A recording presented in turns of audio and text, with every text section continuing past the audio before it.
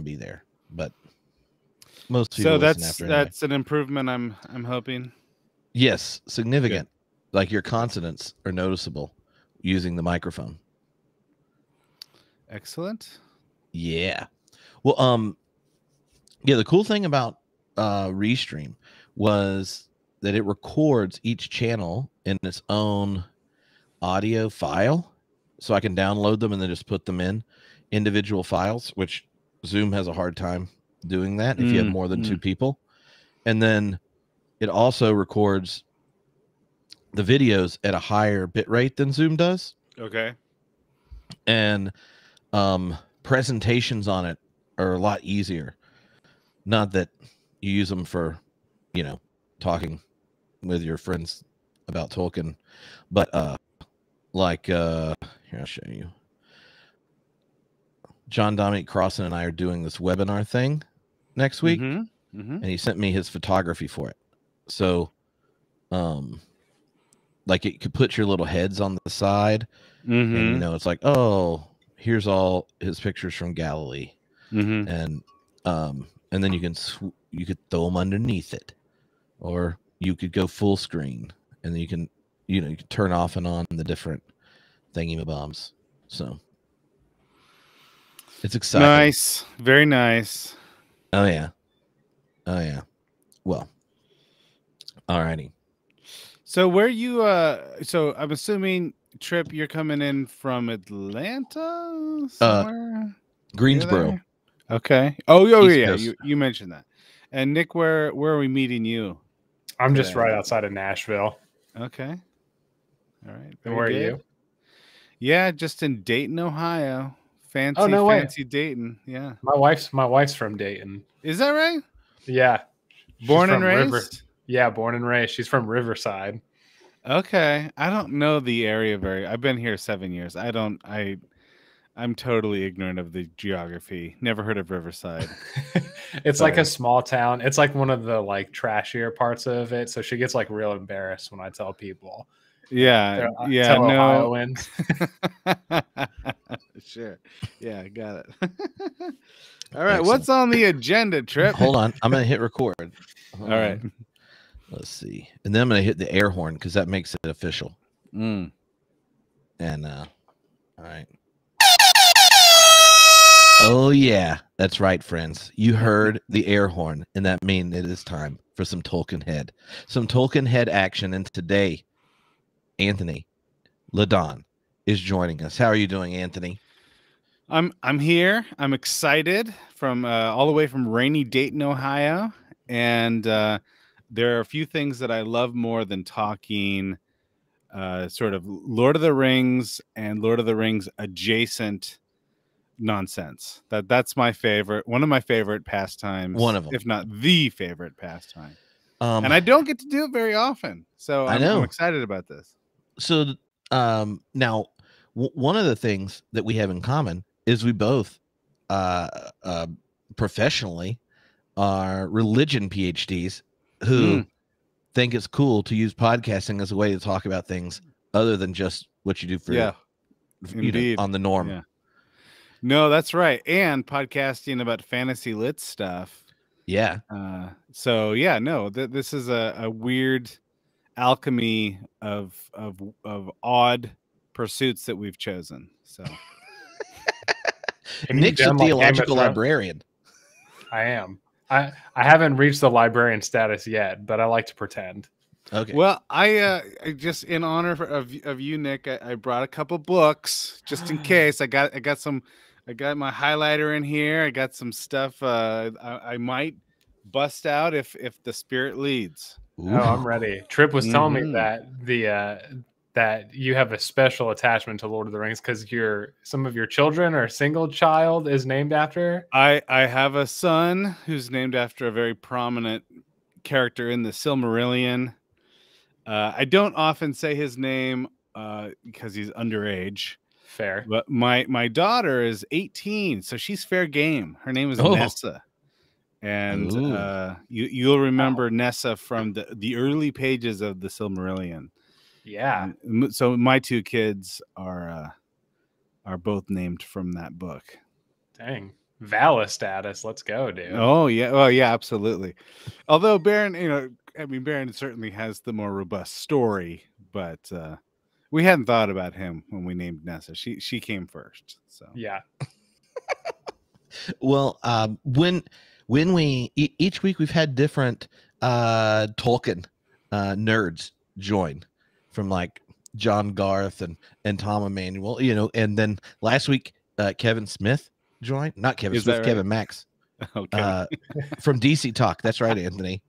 I was gonna be impressed about Kevin Smith. No, well, why I said that is Nick sent me the graphic the first time, and it said Kevin Smith, and I was like, I do like Kevin Smith, and I was like, but that's not Kevin Smith. I got him confused, and so the file said Kevin Smith. Okay. Anyway, and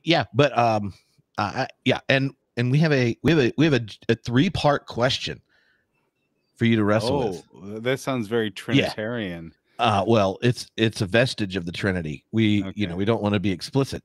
That would be allegorical, which is problematic on the Tolkien Heads podcast. It is all right. It relates to each of the 3 luminous trees in Valinor. Then does that work? Well, it could, but it's much simpler. You know the game you played in the back of vans when going on trips with teenagers, like Kill, Marry, Screw?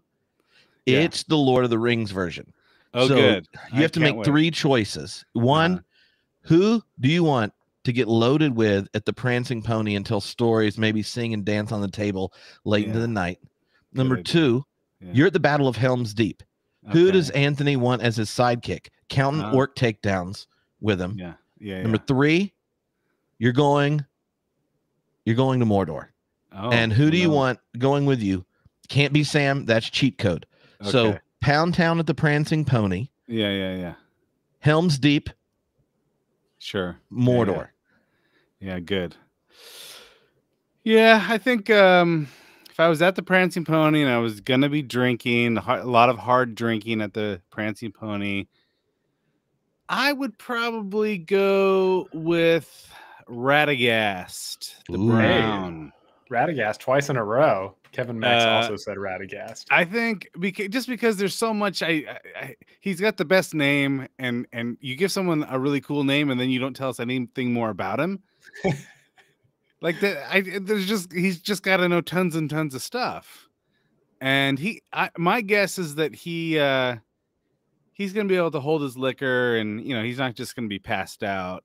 I don't want to choose one of the hobbits. I feel like they'll say too much at some point. That would be bad. That can cause trouble. I feel like one of the elves. I feel like maybe the elves would be impervious to alcohol, so it would kind of be boring. I don't know that that's true. I'm just that's my headcanon.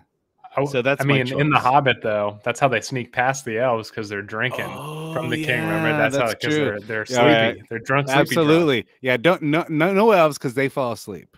Right. Yeah. That's right. They can't handle it. They can't handle it. Okay. Good. All right. So that's who I'm gonna pound with. What's the next question? Helm's Deep. You're at Helm's Deep. Who are you counting orc takedowns with? Who am I counting? Or I want. Sorry, did I mess with my mic? Sorry. Oh, I appreciate that. I'm going with Tulkas, man. Tulkas is he's the prototypical archetypal warrior, and he laughs. He likes to laugh while he fights. So it's not just like we're kicking ass, it's like we're having fun and kicking ass at the same time.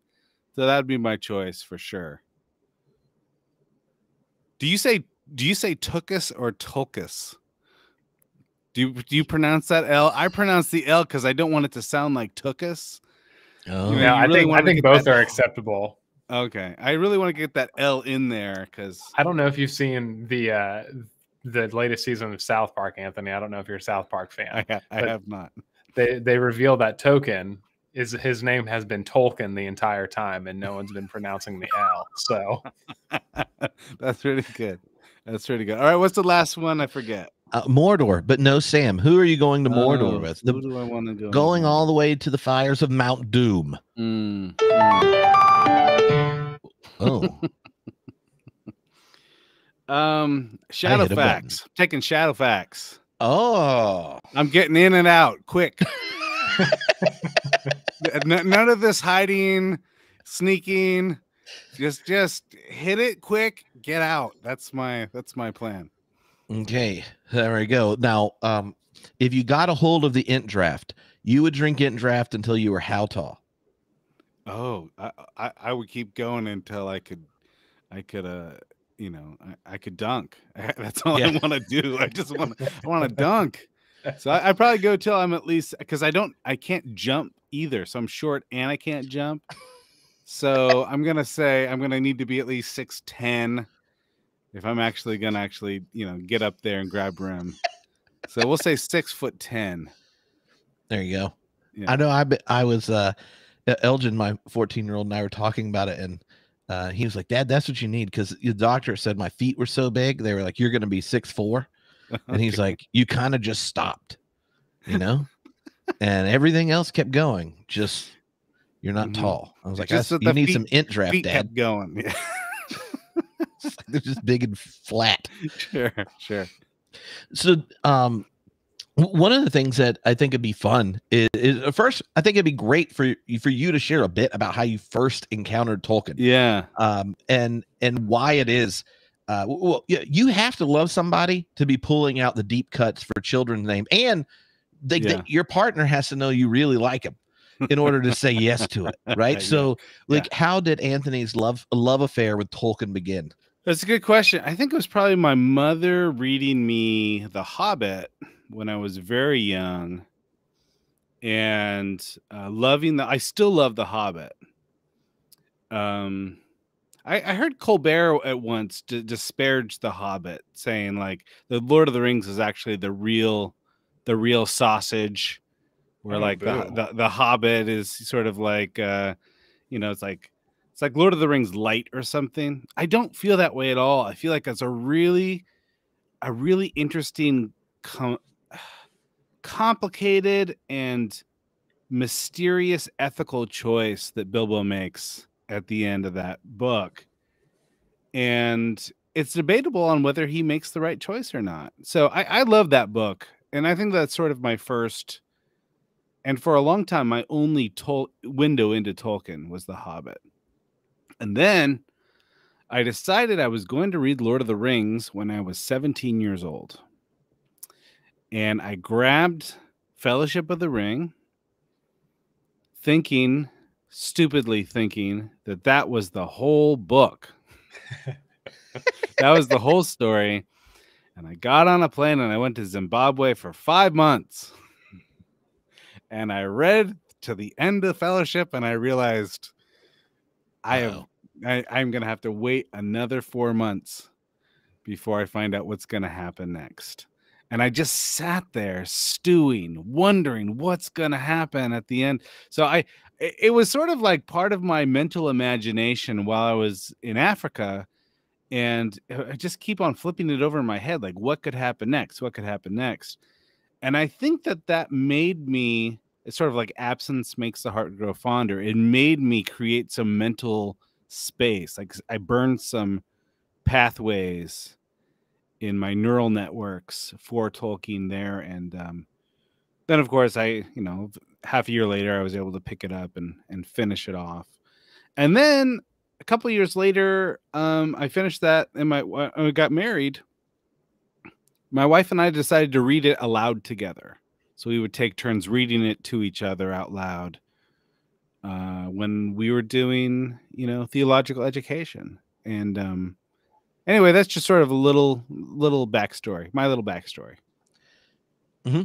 So, what as someone who professionally wrestles with Second Temple period Judaism, the Jewish and Christian texts from then, and professionally deals with a whole community of ongoing interpreters of these same texts, like how does your familiarity and kind of intellectual nuancing of that task shape the way you engage in reading Tolkien, but then all that comes out of Tolkien fandom, the different adaptations that take place and stuff? Is there a kind of nuancing or way you relate to retellings and parallel tellings and such that your time wrestling with, one of the few books that have outsold Tolkien.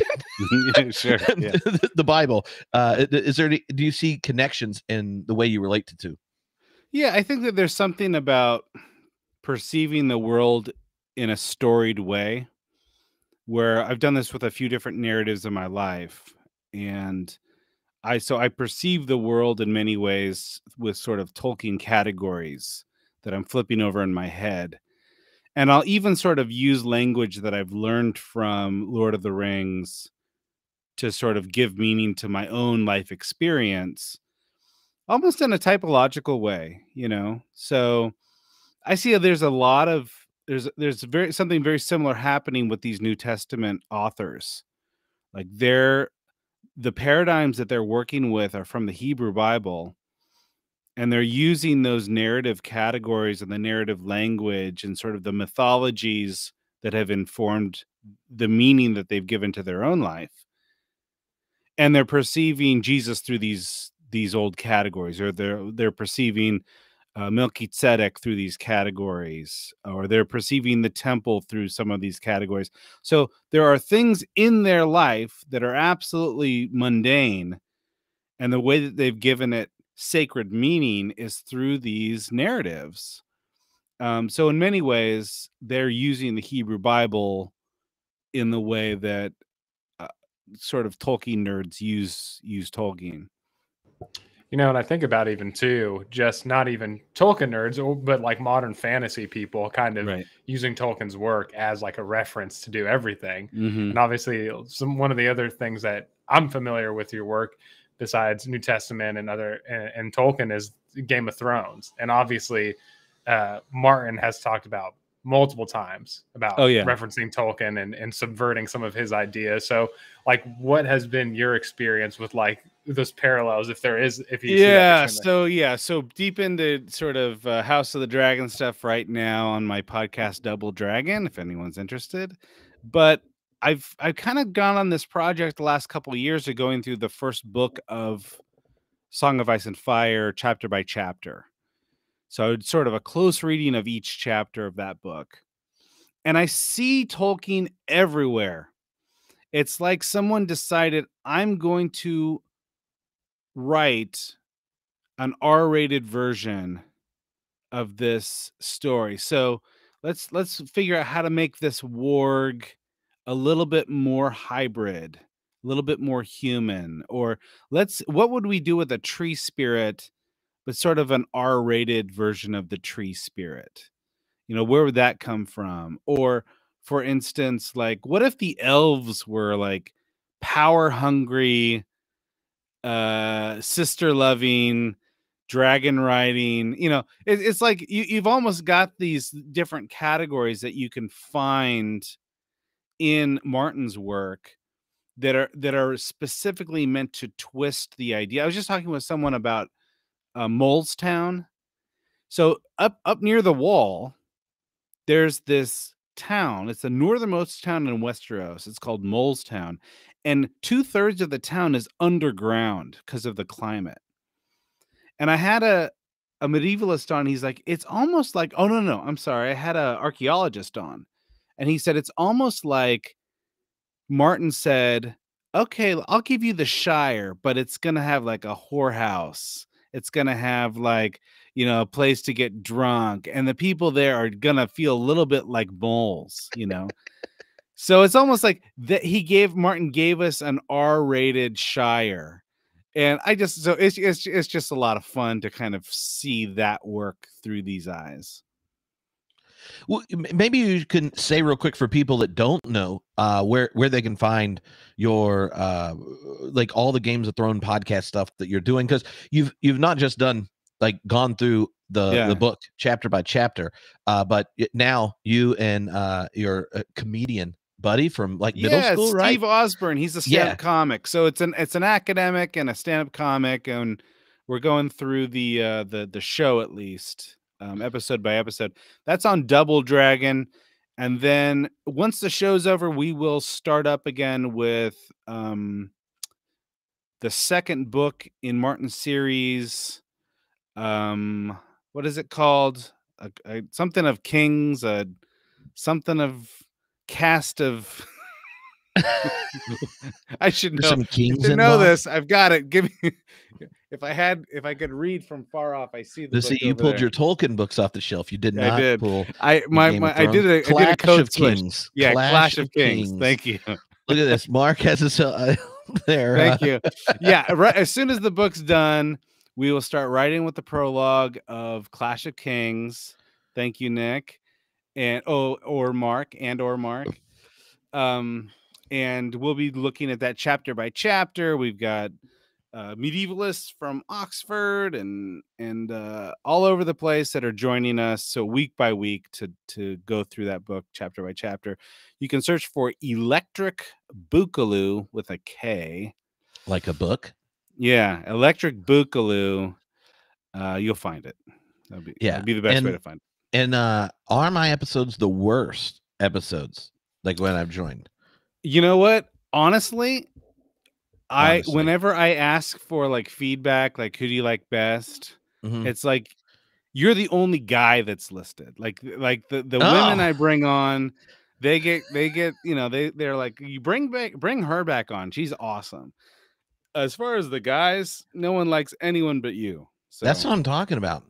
I'm perfectly happy getting beat, because also the female contributors are like super specialists in particular areas. Oh yeah. And I'm like, oh, this is so cool. So then when I'm on, I'm like, no one really cares about what the philosopher of religion has to say. I'm just gonna try to come up with nerdy jokes and set Anthony up and go with my pet theories. Yeah. And then I realized, like, good. We need, like, why didn't we talk about Hegel? We didn't talk about Hegel or Nietzsche. And in which, by the way, if you were comparing 19th century Germans to Game of Thrones and Lord of the Rings is Hegel, and Game of Thrones is Nietzsche. There you go. I get it. Yeah. Very good. Very good. There you go. There was that PhD money for a moment. You're welcome, people. I'm sure my mom appreciates it. So you wrote a couple books, and you've been on Homebrewed before talking about it on the world of Game of Thrones, and in particular, we talked a lot about religion. And one of the fascinating things about Tolkien, for being such a religious thinker, and you can see his religious worldview shaping deeply the text, is it doesn't have the practice of religion in it. So, like, as a scholar of religion, someone that loves Tolkien and Martin and such, how would you kind of compare and contrast the role of religion in the two, and what what's going on? Yeah, well, Tolkien's world is less dirty, and religion brings so much dirt with it that really? How could absolutely. So religion brings so much dirt, so much politics. So it's just everything that we love about sort of the aspirational parts of humanity we can find in religion, and everything we hate about the depravity of humanity, we can also find that in religion. And so there's no way that Martin would leave all that dirt behind.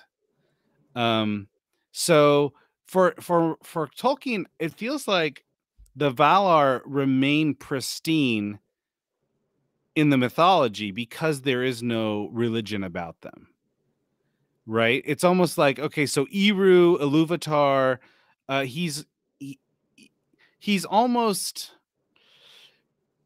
he's so transcendent that there's no worship of him in Middle Earth. I just think that that's kind of an odd thing. It's almost like the folks in Middle Earth are more reverent of Galadriel when they meet her. Yeah. Because she's almost like this mediator between, the perfect world of light from before Middle Earth. She's the closest thing that they're going to get. And to sort of encountering the divine, but she's absolutely not divine.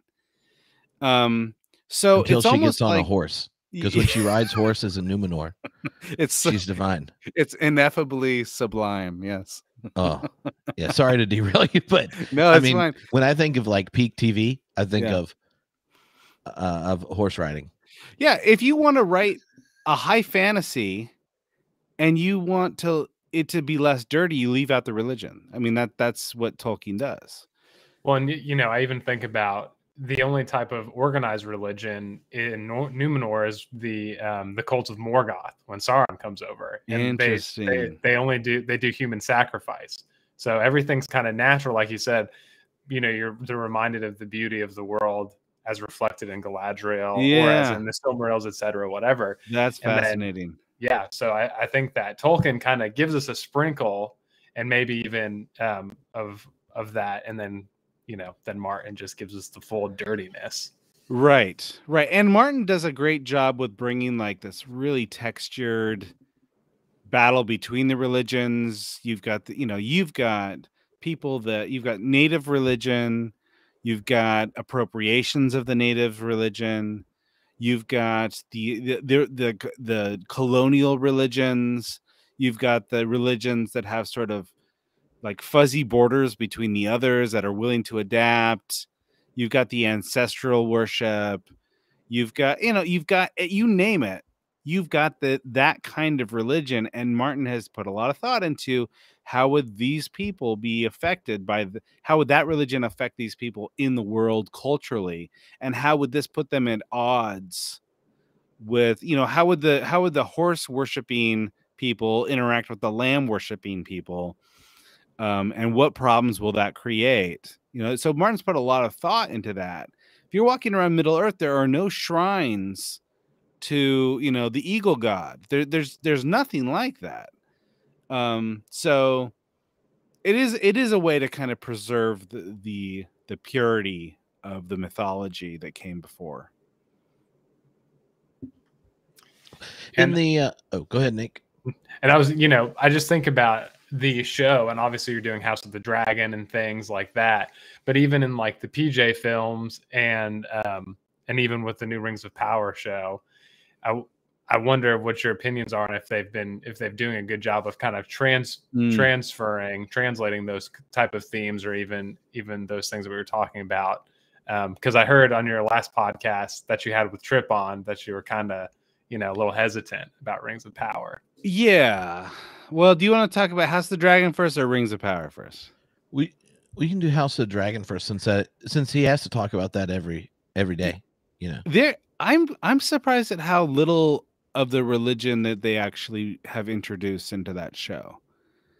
I mean, I guess the first show, the HBO adaptation, did get rid of a lot of religious elements, but there was so much in Martin's work that you couldn't get rid of all of them. And in this show, you've almost introduced zero world building in terms of religion, even so much so that this princess who's supposed to be learning politics needs to be helped by her friend to know how to pray. And for me, I felt like that's odd. This is a person that's being groomed politically. Is not religion a key component to her education? So that to me, that was odd. It does feel a little bit of a flatter world because the texture that the religious elements would have brought in would have been really interesting. I would love to see sort of a conflict between sort of old town maesters, and some of the religious adherents in the world. I would love to see a show that incorporated that kind of stuff. Yeah, and I even think about one of the things, I don't want to say like one of the costs of previous adaptations that are so successful with these new adaptations coming, kind of riding the coattails of the success of obviously Game of Thrones, House of Dragons, and then Rings of Power with the PJ films, is that it's very self-referential, where instead of diving deep into it, we see the seven gods or whatever, the new gods and the old, and they're sitting in the garden with the tree, in the House of the Dragon, which people are like, oh, there's the tree, with but it's not crying or whatever. And then of course in Lord of the Rings, they're kind of making lines that they said in the Lord of the Rings movies. I do have one little thing that I want to throw out, and we can talk about Tolkien after I mention this. So there's almost no religion mentioned in House of the Dragon, but they keep on meeting in the Godswood. They keep on having important conversations in the Godswood. In the source material, that Godswood does not exist. It's like some oak that with like a red vine that's growing up, so it's not a real weirwood tree. And it makes me think, so I want my internet points for it if it turns out to be true. It makes me think at some point they're going to bring in some kind of weirwood network thing, someone who's been spying on these Targaryens through the weirwood network all of this time. There's too many conversations that are happening right next to that weirwood tree for it to be there just for looks. That's my theory. Ooh. Yeah. Oh, That's well, my theory. is it true that one of the theories are the Maesters are ultimately taking out the Targaryens and the dragons on the DL? It is one of the major fan theories. We have no indication that this is sort of what's going to happen. And I have not seen Old Town be all that significant in the show so far. So it makes me wonder if that's actually going to be a thing. You know, the official narrative is that the dragons don't survive in captivity, so they kind of dwindle. The fan theory that has sort of caught everyone's imagination is that somehow the Maesters are able to dwindle the dragons. I don't know how, but they're able to sort of weed out. We know that they want to weed out magic, so one way to do that would be to try to covertly get rid of the dragons. All right. So I got a text from my friend Amanda. Okay. She said that Anthony's here's how you should pitch your Martin on Tolkien bit. You should say, next time you do it, that Martin was reading Tolkien. He was like, oh, the Shire. But he was playing the Under the Sheets game. So he just adds Under the Sheets to the end of it, like middle schoolers add to the end of hymn names at church. Yeah. So it's like, you know, a mighty fortress is our God under the sheets. Yeah. Oh, yeah, no, that's good. We used to do that with fortune cookies. Like you read the fortune cookie and then add in bed at the end. Oh yeah. Right. Yeah. So Bilbo went underneath into, snuggled into his happy little hobbit hole in bed. That would be the way to do it. Thank you, Amanda. I will absolutely take that. The Under the Sheets, the George R.R. Martin creation method. Okay. I've got things that I really like about Rings of Power and things that I don't like. So what should we do first? Well, I don't know, Nick. What do you think? You want him to make us cry or celebrate? Let's start with the bad news and then end with the good news. Yeah. Give us the bad stuff. All right. Hold on. Let me give you some sound effects. You ready? Oh, it's the wrong button. Let's do this one. Bad news from Anthony. All right.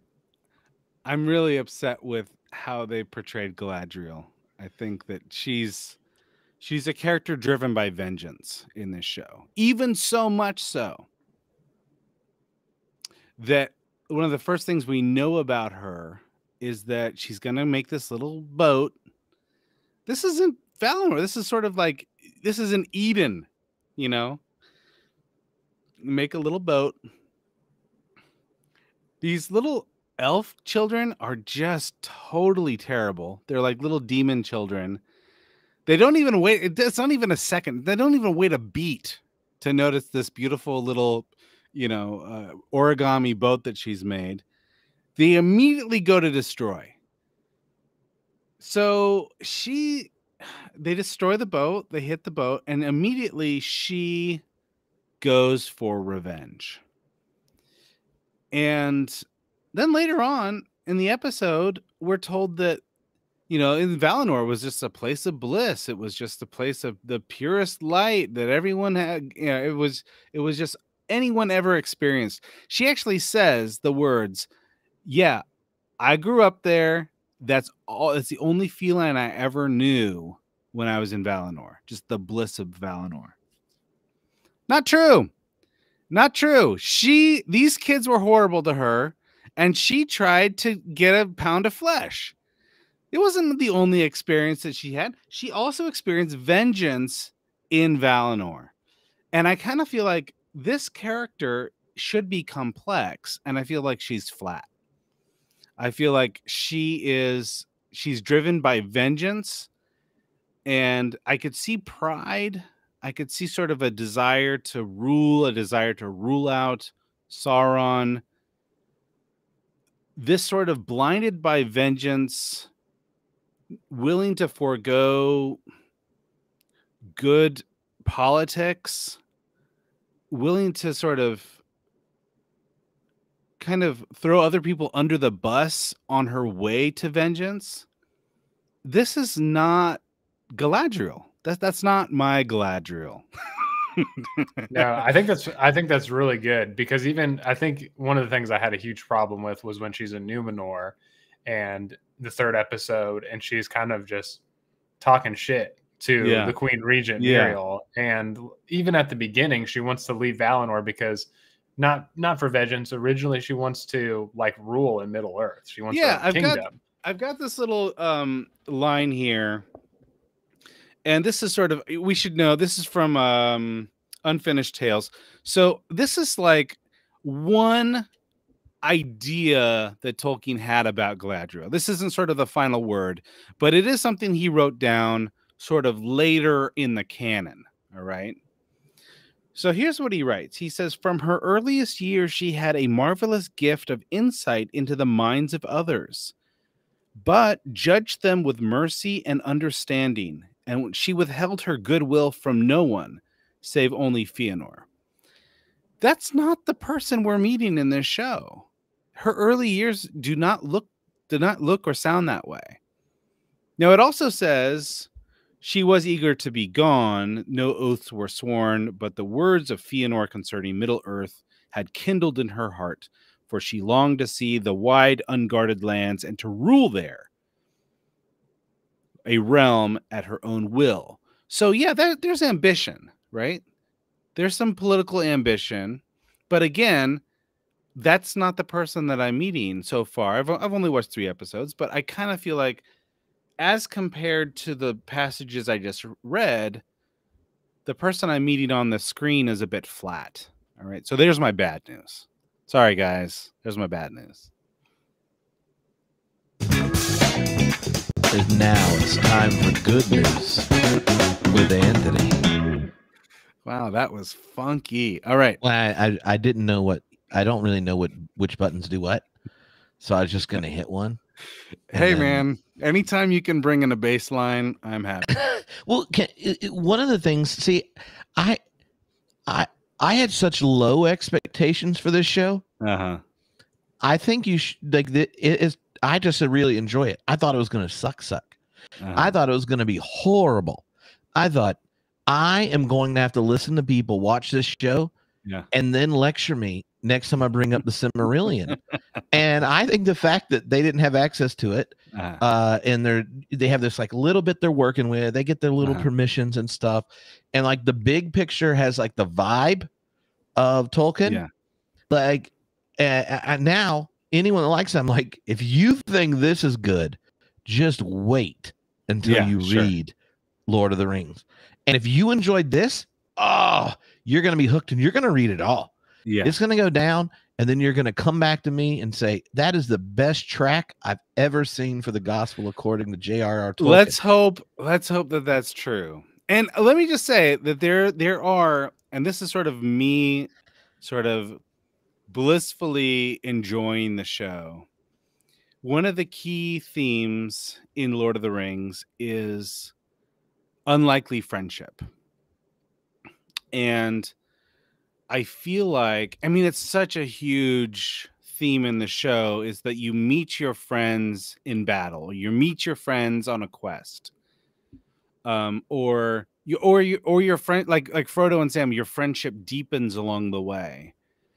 And I think that Tolkien has this idea that's maybe a little bit different than maybe the masculinity that I was raised with. But Tolkien has this very clear idea that the love of your life can be, if you're a man, unfortunately, we don't meet a lot of women in these books, but if you're a man, the love of your life can be another man. And it doesn't necessarily have to be sexual or anything like that. It's just that the kind of relationship that you might have with your best friend could be your closest love relationship. So I love what they're doing with the two Hobbit girls, Nori and Poppy. Mm-hmm. Those are my two favorite characters on the show. I think that they're doing those perfectly. I just think that I think it's amazing what they're doing with those. And then I loved the sort of the wounded and complicated relationship between Durin and help me out with the Elrond. Elrond. Sorry. Elrond. I love that they have a relationship that is that's fractured. That it's like an interesting problem. Like, how does an immortal being befriend someone who's only almost immortal, right? And how do you work out that relationship? They care so deeply for one another and have had this like really legitimate, authentic misunderstanding. I just think that what they've done with those characters really brings out the theme of friendship, unlikely friendship, that's just core to the Lord of the Rings story. So I love that part of it. Oh yeah, I mean, I think friendship is, and this is Aristotle and Derrida. What little do they agree on? Sure. Like, namely, that friendship is the greatest gift of life for human beings, and Tolkien, like in his own life, both in his relationship with his partner, Berian and Luthien, like drives it. But so much of the Fellowship is connected to the two big groups of friends, of male friends he had. And when I think of the impact of kind of the cultural concerns Tolkien is addressing in Lord of the Rings, that in the way they extended post World War II, one of the things I find fascinating is how many people the friendship thing seems the exception when they watch Lord of the Rings now, or watch this show. There used to be a bigger recognition of, oh, you're my Sam or whatever. Like if you think of, there's a recent article in the Atlantic talking about men averaging 2 less friends after they turn 35 than women. And if you ask them how many people could you tell the truth now, they say 2. That's sad, right? Like, and so one of the gifts I think Lord of the Rings, Tolkien in general does, is he gives these deep, rich accounts of friendship, and those stories become places that I think for the three of us, we each have friends that we get to be honest, because we get to use Lord of the Rings stories to get around to telling our friends how we're doing and processing it. And we can get really in these stories and then slowly open up. And so like that, you pick those things. Like that's my favorite thing about Tolkien. Yeah. I have a lot of systems and stories that I've memorized and read lots of. And like the few people that love Alfred North Whitehead, I can talk to them for hours, and we all know what it was like to read Process and Reality for the 5th time and slowly understand all 5 forms of prehension, right? And all 3 of those people and I are close friends. But the number of people where the stories that Tolkien told become these symbols where weak people who have integrity and friendship have the power to overcome all sorts odds. And that the the Maiar and everyone, like, they are betting on that. That to me is a beautiful thing, because we tell very few stories where people in their own agency, in the relationships of the people around them, get to be stories you sing about later. And that we feel you can only tweet about it and follow them on Instagram is sad. No one is following Poppy right now. No one knew who the hell Frodo was. Right. And yet, because they had their friends in the Fellowship, all sorts of things become possible. Anyway, I love friendship. And I love Tolkien for making it cool.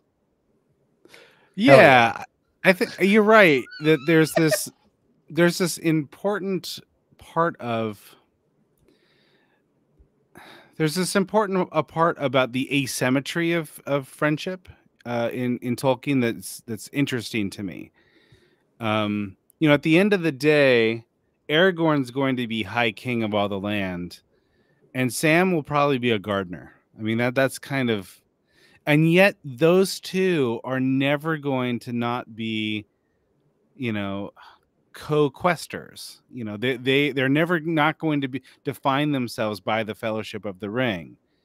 And so even sort of past these distinctions in terms of the racial makeup of the group, there's sort of, you almost see friendships that will survive past these social distinctions as well. I think it's special. It's really special.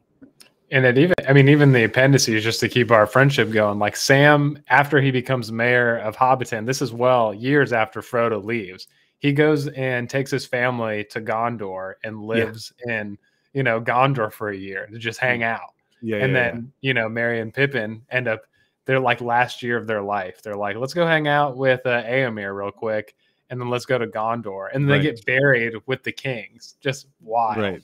Yeah, absolutely.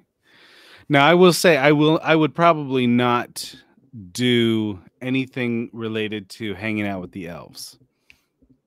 Not an elf friend. I'm not an elf friend. Not a big fan of the elves. The elves are prideful. Yeah. They're isolationist. Forgive my language. In general, they are assholes. And so give me a hobbit, give me a dwarf, give me an ant. I'm happy with any of those. The elves, especially if you're 6'10". I don't care about the elves. I just think that they're a little bit holier than thou for me, for my taste. A little bit? Just a little bit. I feel like the elves give off the same energy like the kind of Anglican and Catholic super traditionalists give out on Twitter. And all the people that that engage in theology Twitter understand what's happening. One of the things I would love your perspective on is, we're 3 episodes in Rings of Power.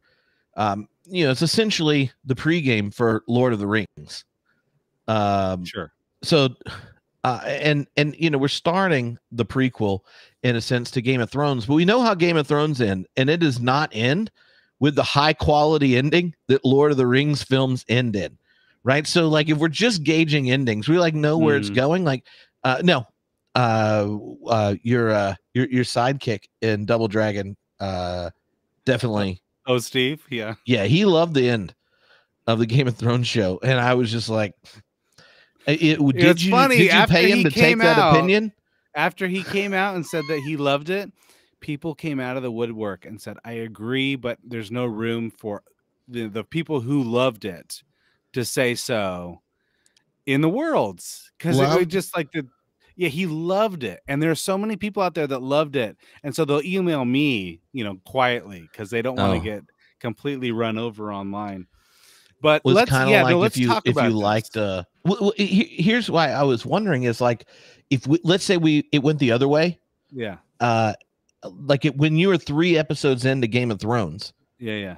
Like, how much 3 episodes in is worthwhile judging the journey? Because we already know there's going to be 50 episodes of Rings of Power.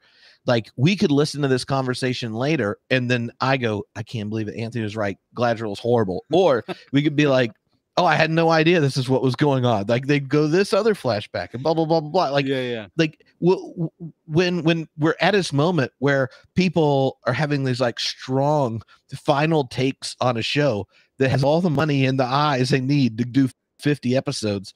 Like, if you went back to episode 3 of Game of Thrones, like, what advice would you give on not nailing your conclusion to the door quite yet? Sure. Yeah, I think that there's a couple things about the show. Like, I've got a little guide to enjoying House of the Dragon.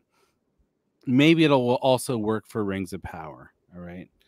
The first rule is, if you want to enjoy a show, is to stay away from social media. Just don't Don't let like that that. influence your enjoyment of the show. The second thing is stay away from spoilers, because the spoilers, it's like reading the guidebook for Paris and then only experiencing what the guidebook tells you you will experience when you go to Paris. You got to get lost. You got to get lost in Paris, and you got to find something that's meaningful to you, right? Go to the Musée d'Orsay, but experience it in your own way. Don't read the guidebook, right? The last thing is that you can't get married to a fan theory, right? Especially if it's your own fan theory. If you really wanted Roose Bolton to be a vampire and it didn't happen, you're going to be disappointed. If you really wanted to be Varys to be like a mermaid or a merman or whatever, it didn't happen. And now you're kind of in a position where you're like, yeah, but that would have been cool. And because my idea didn't kind of see screen time and I didn't like the way that this thing ended, now I'm a better director than those guys. And so I would be better at show running or whatever. It's nonsense. So don't get overly attached. The fan theories are fun. That's fine. I like the fan theory that there's someone in the Weirwood network that's sort of spying on all these Targaryens. If it doesn't happen, I'm not married to it. I'm interested to see what they come up with.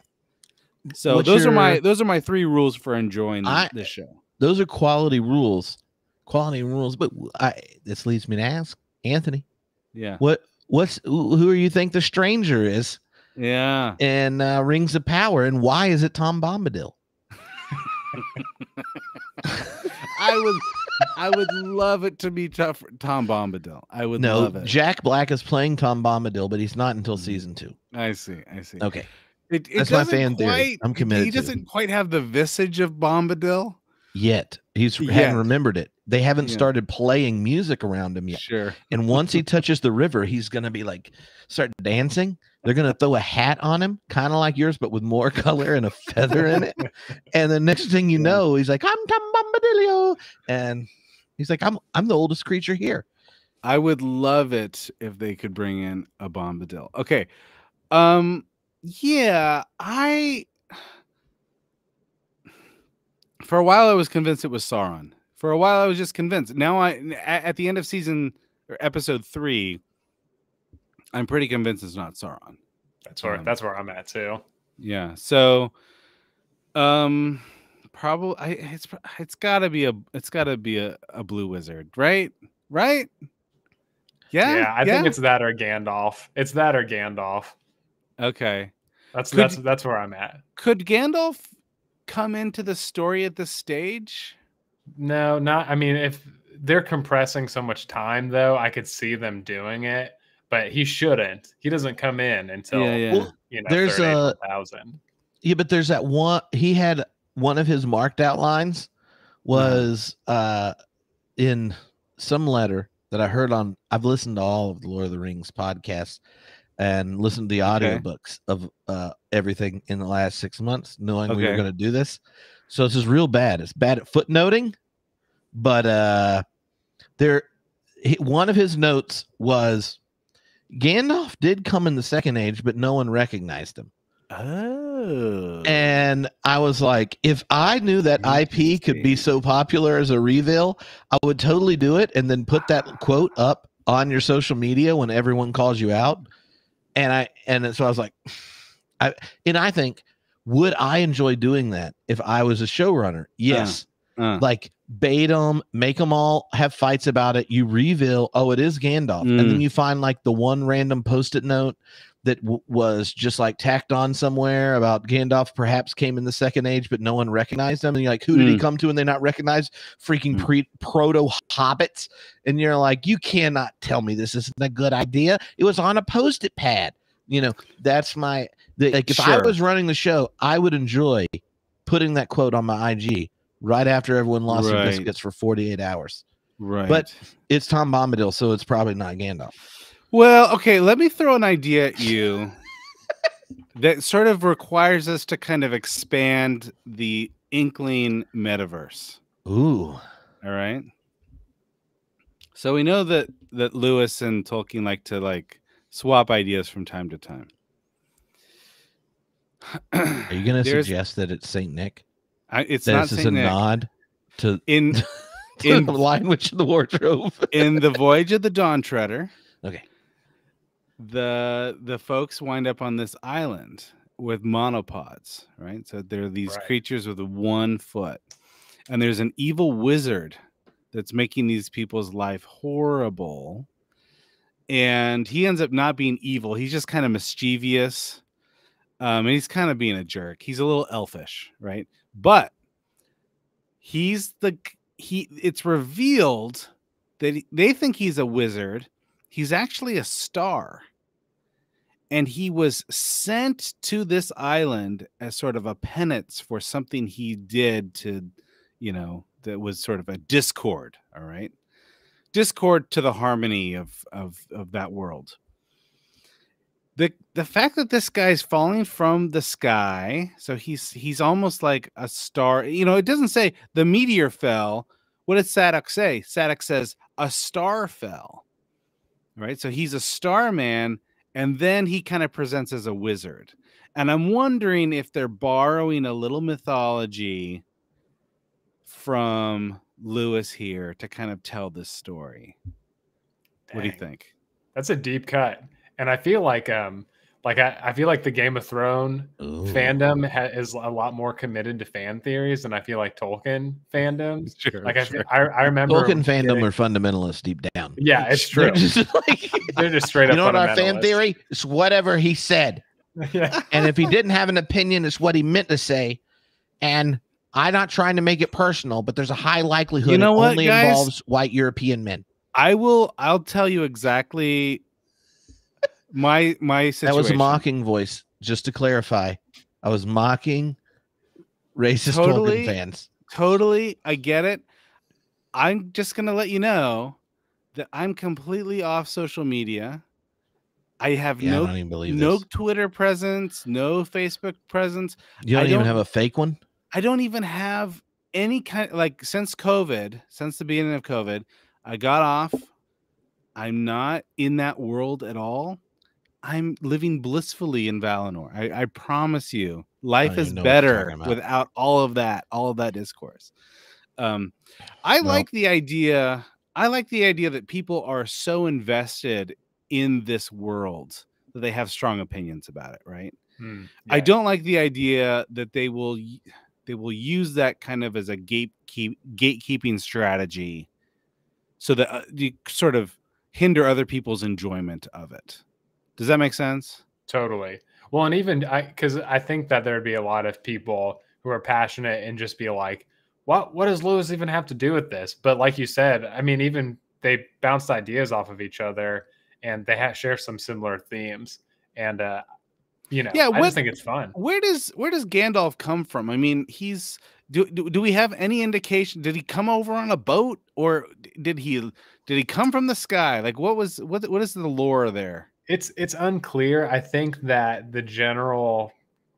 I feel like the common thing that people talk about is that they sailed over from Valinor. So him, Saruman, Radagast, and the Blues, and they came over together at the same time. And I think that's it. Yeah. See, that would be more in line with sort of the Norse mythology that kind of underlines a little bit of this mythology. And yet this guy's falling from the sky and really interested in the constellations. And so it makes me think like maybe they're playing with the Gandalf stuff. Maybe this is sort of Gandalf reimagined through kind of a Lewis paradigm. Not sure. Oh, not sure. Especially I don't know if you've read, I haven't read it all. I've just, but Planet Narnia, about just how each book of Narnia corresponds to a planet and goes through. Interesting. Yeah, I have not read that. That sounds fun. Yeah, it's a great one by Michael Ward. Check it out. It's a sweet book. I'll take a look at it for sure. So that's my thought. It's got to be a blue wizard, but I'm open to the idea of it being Gandalf.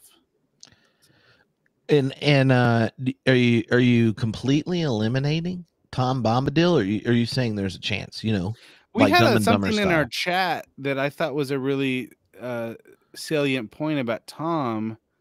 Mark says Tom has always been there. Yeah. Yeah. So But- it would have to be a sort of a Tom who took a little sabbatical in the stars for a while and now he's back. Well, I don't know. maybe that's because the I mean, you never know how the editing works if they're trying, because obviously this is going to be a reveal at some point. But because the comet shooting star kind of goes at the same time as Gladriel jumps off, like, was that something her jumping off initiated? Was that maybe Gladriel's going back and the Iluvatar like, we need to send help if she's coming back, send this guy, or what? Like, there's so many different ways you could like narrate the trigger.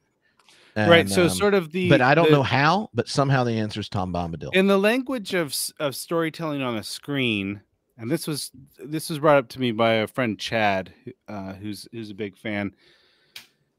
He said that if you think about the way that scene works, every key component to this story gets to witness the comet or witness the star, right? So you see like the elves look up and see, you see the Harfoots look up and see, you see the Ents look up and see. And it's almost like the story that they're telling is that, okay, now all of these people's lives will change. They're looking up, they're seeing a heavenly event. This is going to connect all of their narratives, what's happening at the end of this episode 1. So for me, I think it probably has to be someone like Gandalf who becomes important to everyone's story. So I don't know. There's another thought for you. The comet's going to bring the people together. Maybe they'll have a fellowship.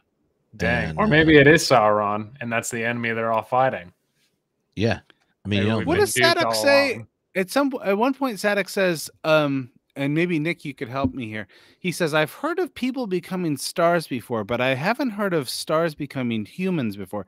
Yeah. What is he referring to? People becoming stars? He's referring to Eärendil when he gets the Silmarillion, and so right before the War of Wrath, so at this point, Morgoth has taken over, and Eärendil is like, you know what, everything sucks. I'm gonna go to Valinor, and I've got a Silmaril. Like, let's make things better. Or he doesn't have the Silmaril. Sorry, not at this point. So he goes and he sues for peace, and they're like, man, I don't even know how you got here. His wife ends up being attacked by the orcs. Ulmo saves her, brings her to Eärendil on a boat, and they both go to Valinor. And the Valar decide to stop Morgoth and all that stuff. And so they basically give him a choice, because he's half elven, to be an elf or a man. And I think that he chooses to be an elf because he's wary of the world. And they basically give him a Silmarillion and put him in the sky, and he's Venus, you know. Okay, all right, that's fascinating. I for some reason it's not ringing a bell. I'm gonna have to go read that. We have a couple people that are confident that Gandalf, Mithrandir, or Olorin, whatever his name is. Why does everyone have 14 names? Because they're cool. Came over on a boat and met up with at the Grey Havens. So, see, Mark has a quote from Appendix B. Mm-hmm. I love this, Mark. The research assistant in the YouTube comments. How are we doing on time, Trip? I mean, what do you mean? How are we doing? Like, I have something that I've been waiting to share, but I want to do it. I don't want to do it. I don't want to do it right at the end. Okay. Well, you can share it. I won't forget what I was going to ask next. Okay. This is my one night a week that I don't have to put kids to bed, and I just kind of hang out and drink and talk about Tolkien till Nick goes away. This is something I just learned today about Galadriel. Okay. I was doing some research on Galadriel. So trying to find something about her character that I didn't know before. Maybe I could see her character in a new light. And I learned something about her by way of her lover, Celeborn. Okay. And Nick, maybe you already know this. But remember how I said, like, everyone's got a lot of names? Yeah. Celeborn's original name is Teleporno. Yeah. Like telephone and the genre of movie porno. Put it together, you've got Teleporno. That's who Galadriel's hooking up with. I don't know. Maybe this tells us a little something about her character. That explains the horse ride. Oh my God. Teleporno. One of the, people make fun of the name dropping in so many different fantasies, and people forget about Teleporno. I feel like there's a lot that can be done here. Like, if you're gonna expand the universe, as soon as they bring Celeborn into the story, I mean, come on, at least give us a little hint. Maybe a little nod, like, well, we know his real name, but he doesn't like to be called that anymore. Something like that. If he shows up in the show and they reveal his name is Teleporno, I want that to be the next, like, Obi-Wan hello there, but just like Teleporno. Teleporno. All right, that's all I got. That's my mic drop. Go ahead, ask me anything you want. I got no more material. Okay, this is a question that got sent in, and I can't verify this to be the case. This says, hey, I know y'all are hanging out with Anthony. He also probably knows these things. I don't know if this is true. The baddie that's revealed at the end of episode 3, Adar, is the elfish for father. Yeah. It's also the word Tolkien used when he translated the Lord's Prayer into father. The episode itself is exploring different relationships to fathers. I have no idea what the cool question is I'm supposed to ask about this, but I mean, if you are having a Tolkien nerd who happens to also know Greek in the New Testament, clearly there's a question you should ask. And I said, that is a good question, Cynthia.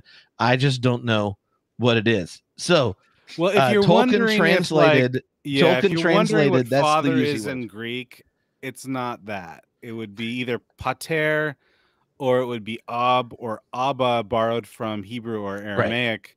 But when he translated the Lord's Prayer into Elvish, that's the version of Elvish fathers that he used, which is also being used here. That was the I get that. It's interesting. It's absolutely interesting. I think I think we know that's. I mean, I feel confident that that's Sauron, right? I honestly disagree. I think I think he's a first age corrupted elf from like the old days that survived, and I think that he's kind of like an emissary of Sauron and making things happen. Interesting. Okay. First age corrupted elf. Well, I would love to see what their version of that would look like. That's interesting to me. It is fascinating. Like I have no idea what it would be like to invent your own languages, but I also don't know what it would be like to invent them, create this, and be like, you know what I want? I want an official version of the Lord's Prayer in my Elvish language. And then I say to myself, did I make Christopher use it at bedtime? Right? Like, you just get done. He's like, let me read. It's Advent. We're reading a little Father Christmas letter, which if people don't know, he has this wonderful book on Father Christmas and all the little stories of the elves and the bears having excitement at the North Pole. Tolkien would read them. You know, it's funny that you bring this up because I was over on Double Dragon, my other podcast. Search for Double Dragon wherever you search for podcasts. Can I get a sound effect? Double Dragon. I just subscribed. We just interviewed the language wizard who created all of the House of the Dragon languages, that is Game awesome. of Thrones languages. So his name is David Peterson, And he's telling us like what they're really saying in the show because the subtitles aren't quite getting it right. So anyway, he wrote a book called How to Invent Your Own Secret Language specifically for children. So Christmas is coming up. I don't get any credit, and I don't get any royalties or anything. But David Peterson, How to Invent Your Own Secret Language, and then you too can be J.R.R. Tolkien to your son and make him a weirdo for the rest of his life. I mean, if you're not making your kids weirdos, I mean, you're not doing it right. I mean, what else are you gonna do?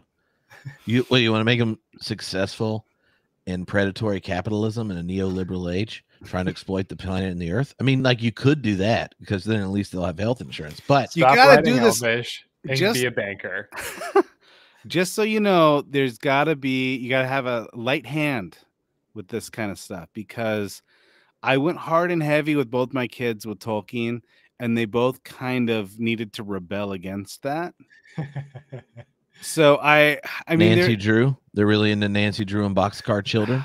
I mean, there are other narratives that are a little bit more accessible that they sort of latched onto, and that's fine. That's their thing. I'm just saying, if you're a parent out there, a little light touch when introducing Tolkien to the kiddos. Well, I mean, like, I have had those moments. I mean, in lockdown though, I went hardcore.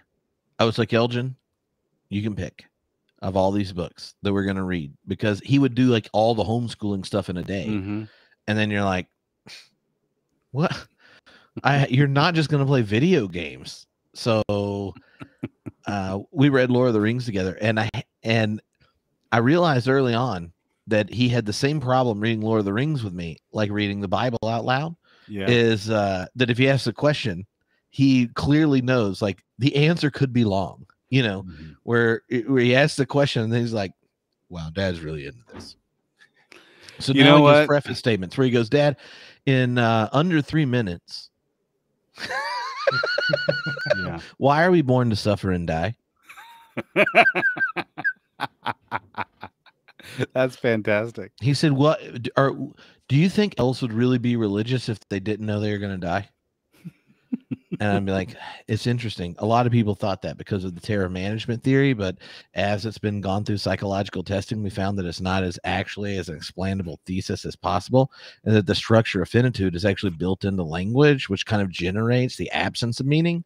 And so there's like a whole host of cognitive reasons, along with the way our cognitive like mechanisms develop, that generate that speaking of meaning into actions that generates the idea that there must be an agent elsewhere, because your own initial agential reasons like gives you explanatory power. And then then you have to ask yourself, do all things have meaning? And then you initially come up with the big other, and then the big other ultimately gets deconstructed because you couldn't have an internal character for it. And it's after that you get the possibility of being an adult. And so like destroy everything and then see. I can't really do that. Like if my kid asks me a question, I'll be like, well, according to the Dead Sea Scrolls, the shoddy wall builders are to blame for the impurity. Does that help at all?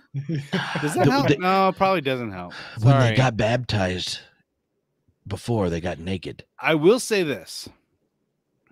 My kids are both, at least my daughter is very nerdy. She does a lot of D&D stuff.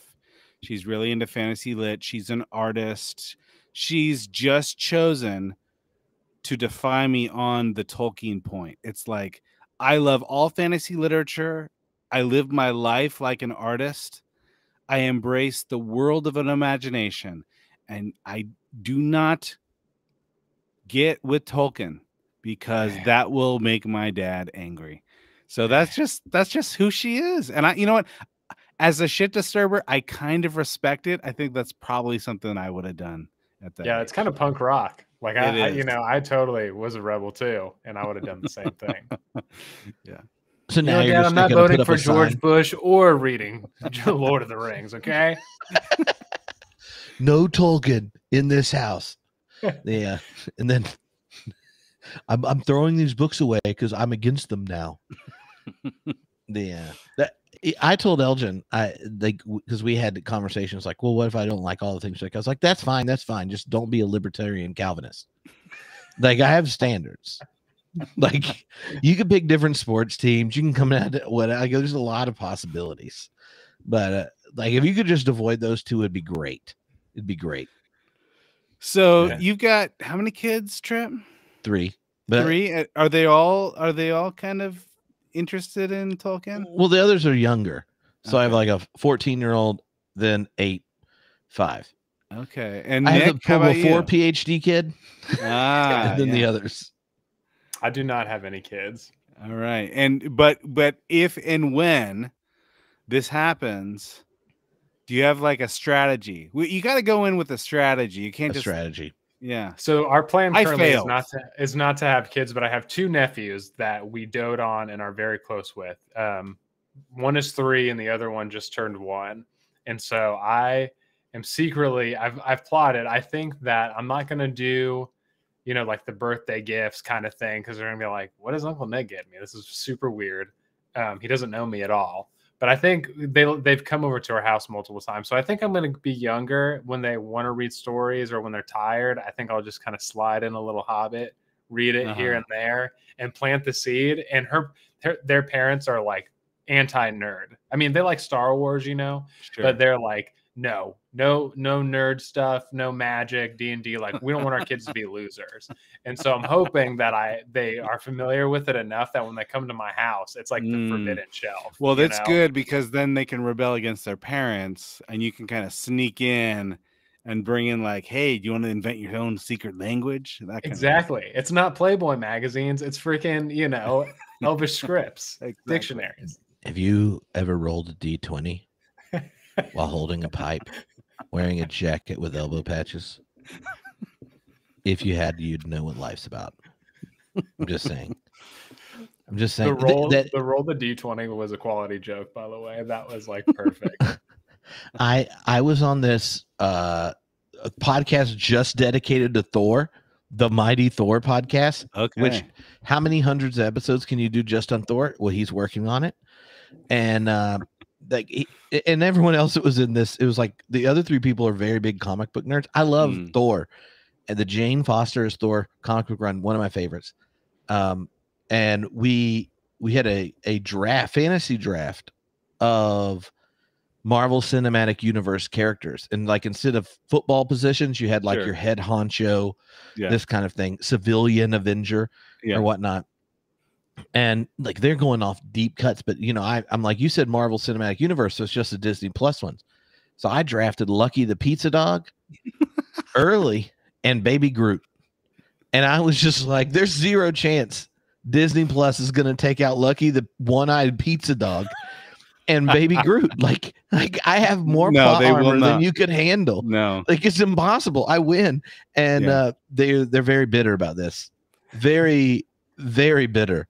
And because I kept trying to draft Lord of the Rings characters, because I was like, if you just let me draft one, all the Tolkien people would be like, I'm voting for him. They're like, no, not in the Marvel Cinematic Universe. And so Lucky the Pizza Dog was my ringer. I made him the head honcho of the group, because who's not going to vote for the team led by the One-Eyed Pizza Dog? He delivers pizza, and he's a cute puppy. I mean, that's narrative armor right there. That's plot armor that is unassailable. There's no way Ned that Stark person ever wishes died. he was Lucky the Pizza Dog. Yeah, you know, absolutely. Do you think Ned Stark getting killed at the end is kind of like what would happen if J.R. Tolkien existed in Game of Thrones? Like Ned Stark would be the favorite character of J.R. Tolkien, and then he just gets his head cut off. There's no eagles around. Yeah, it's a little bit like Aragorn getting his head chopped off at the end of Fellowship or something. You know, sometimes I hear people say that Martin likes to, like, every character in Martin's world is sort of a gray character. And Tolkien doesn't do that. And I just can't abide such slander. Yeah. I feel like Boromir and Smeagol are 2 of the most interesting gray characters in all of literature. And it's just sort of a genre difference more than anything else. And at the same time, Martin absolutely does like fully evil characters like Ramsay Snow, and he also does entirely virtuous characters like Brienne of Tarth. So there is room in both of these sort of narrative structures for these categories. Now, Anthony, because we're doing lots of comparative stuff, and we've compared Game of Thrones and Lord of the Rings and New Testament. I know you've written a book on the New Testament and some stuff with Game of Thrones, which I have not read. But because one of the things that inspired my love for Tolkien was Tolkien academia and finding out that there was all these different disciplines that engaged with Tolkien studies. Now, I know there's a realm of that in Game of Thrones too. So if anyone here, I mean, I'm asking this for myself too, selfishly, but anybody else too who wants to like dabble in maybe some Game of Thrones studies, like what would be your suggestion for people, or would you send them? Yeah, it's great. All right, that's good. So I would start. So I co-wrote a couple books called Gods of Thrones, specifically looking at sort of the religions of the world that Martin created. But there's some really interesting academic work done by like do a search for Kavita Mudon Finn. Which I'm sure you'll be able to spell easily. Her middle name is Mudon, last name Finn with 2 N's. First name Kavita. Does that help? I don't know. Anyway, she's a frequent guest that I've had on, and she is an expert on the War of the Roses. So she's done a little bit of work comparing the historical backdrop.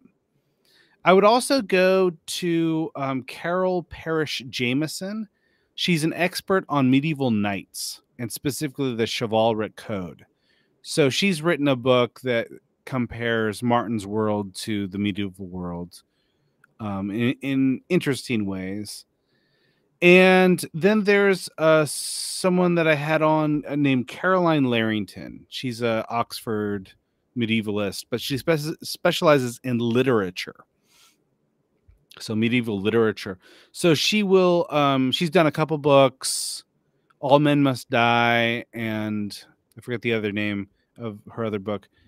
That's really fantastic. And so she compares Martin's world to the medieval literature side of things. So those are just a few books that I could recommend off the top of my head.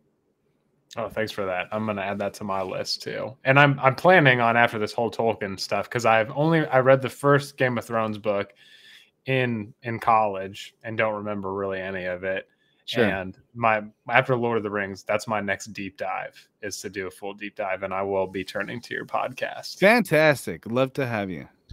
Oh, and the first time Anthony asked me to do his podcast, I hadn't read the book in years.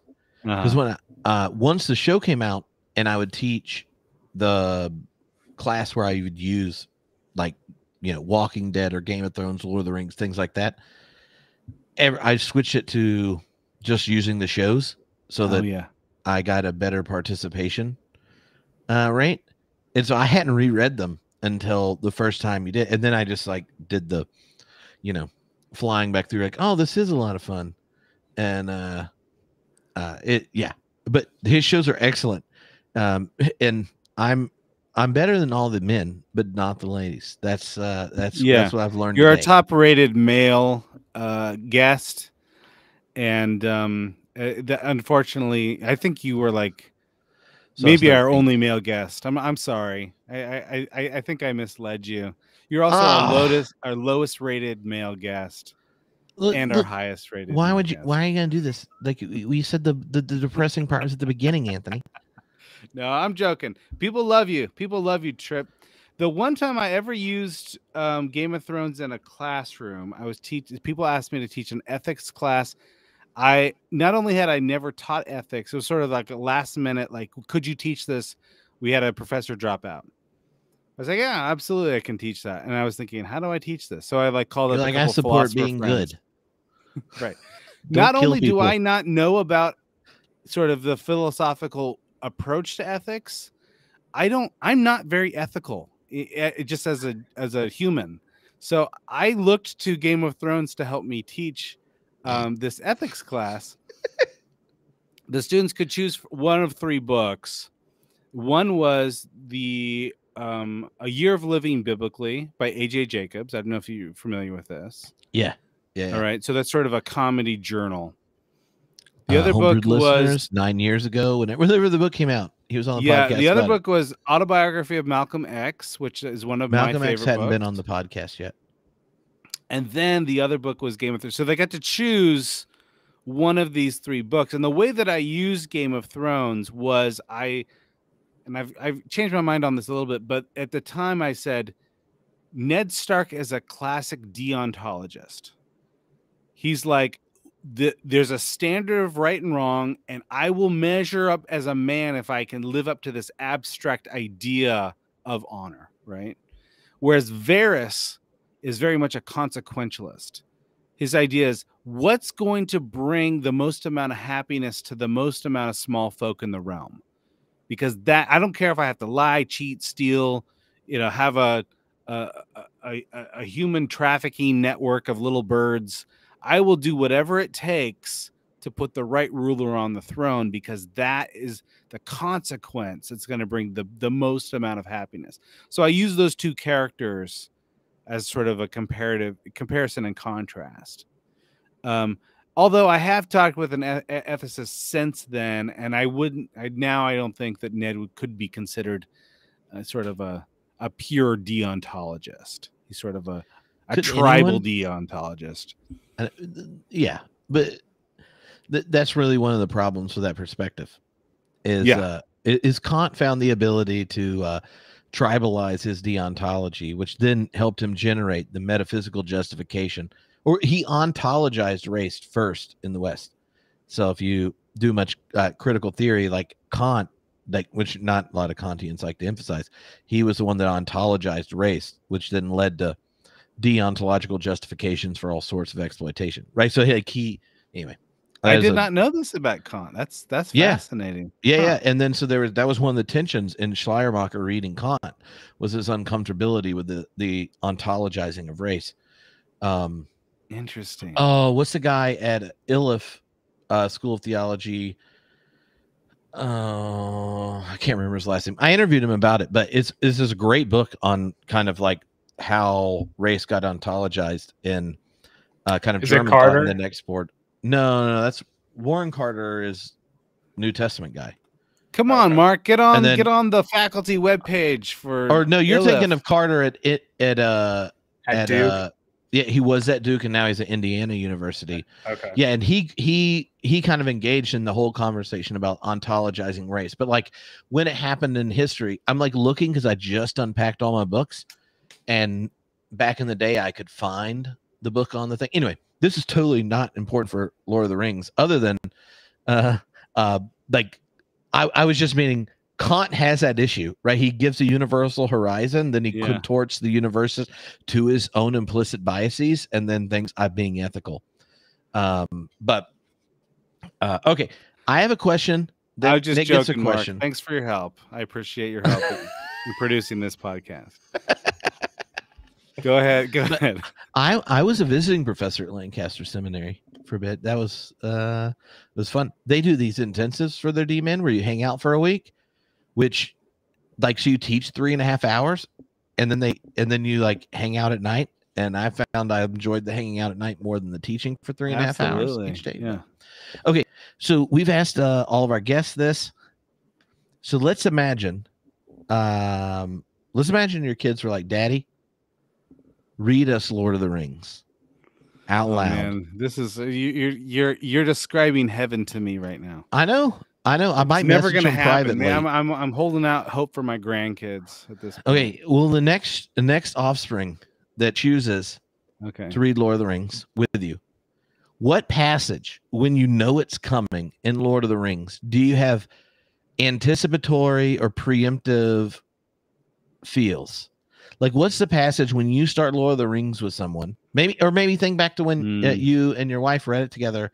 Like, what was that passage when you know it's coming? You're like, oh my God, here it comes.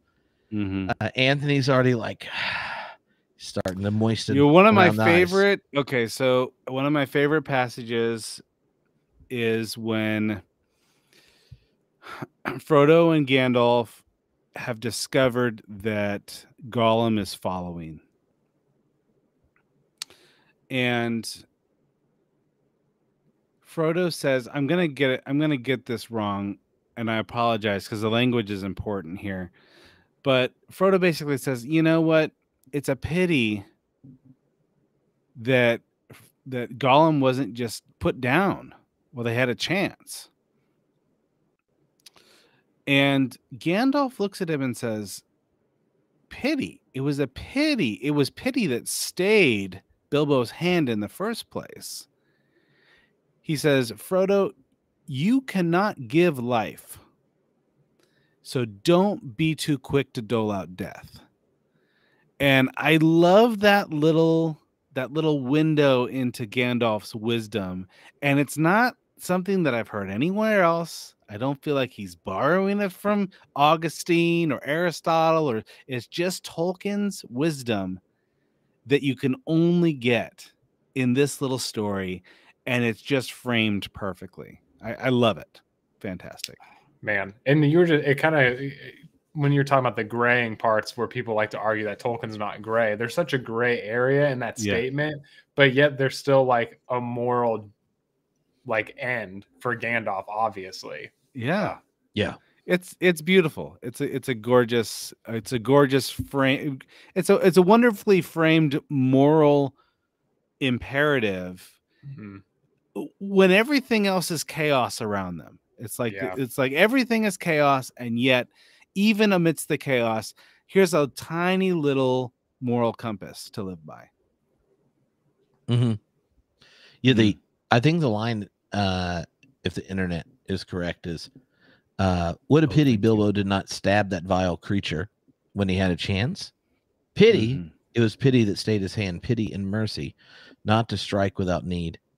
And he has been well rewarded, Frodo, Bilbo is talking about. Be sure that he took little hurt from the evil, escaped in the end, because he began his ownership of the ring so, with pity. Frodo says, I'm sorry, but I'm frightened, and I do not feel pity. I do not feel pity for Gollum. You've not seen him. No, and I don't want to, said Frodo. I cannot understand. Do you mean to say that you and the elves have let him live on after all these horrible deeds? And, and he goes on and on. He deserves death.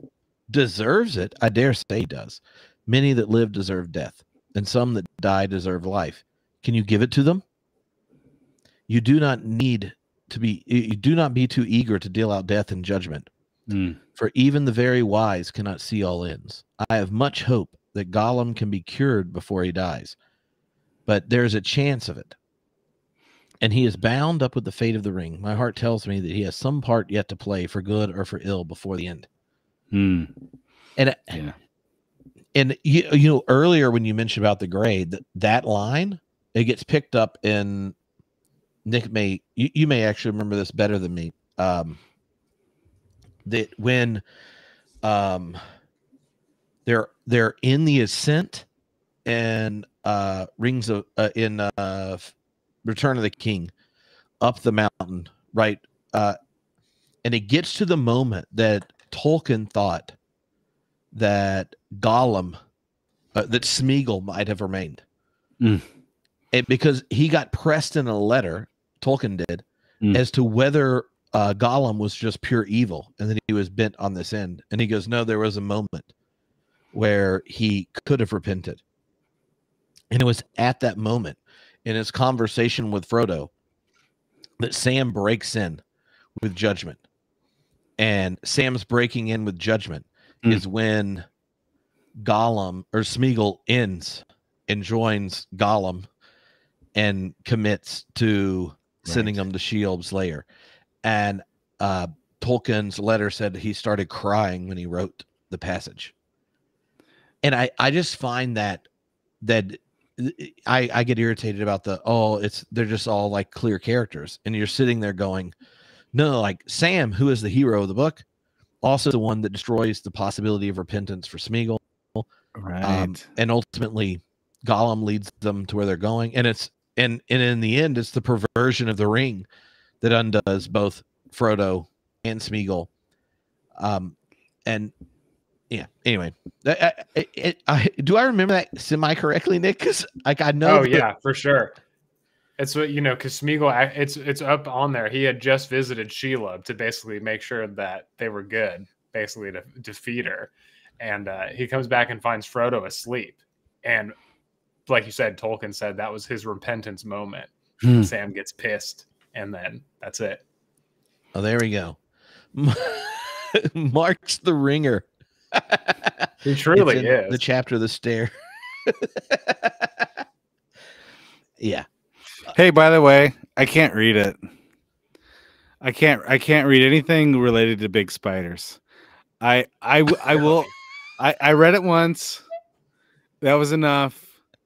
I just skip ahead. I cannot do it.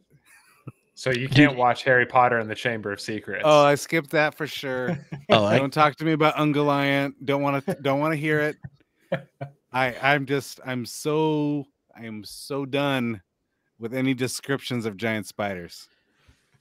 You want to know what this is a small confession and or a hypothetical statement. Let's imagine you were reading this book with your child in lockdown in Scotland. It may or may not be me. Okay. And it got to that section and it was kind of late, but he just wanted to keep reading. And you kind of know what's coming. The creepy spider. Right. And you thought he's about to go to bed, but he's like, I want to keep reading, Dad. And you're like, on behalf of fatherhood, hypothetically speaking, this may or may not have been me. You're like, I don't know. Well, let's say that you ended up reading an extra hour and a half because you're like, I cannot quit reading while I'm this creeped out. You get done and realize he's been asleep for an hour and you now have to read it again the next day. You leave the room. It's about 10:30. You are sweating profusely because freaking big spider described dramatically, who's not just a normal spider. It's like an incarnate demon and junk. Yeah, it's a demon spider. And then let's say that maybe my during least favorite lockdown, kind of spider. This is a demon spider.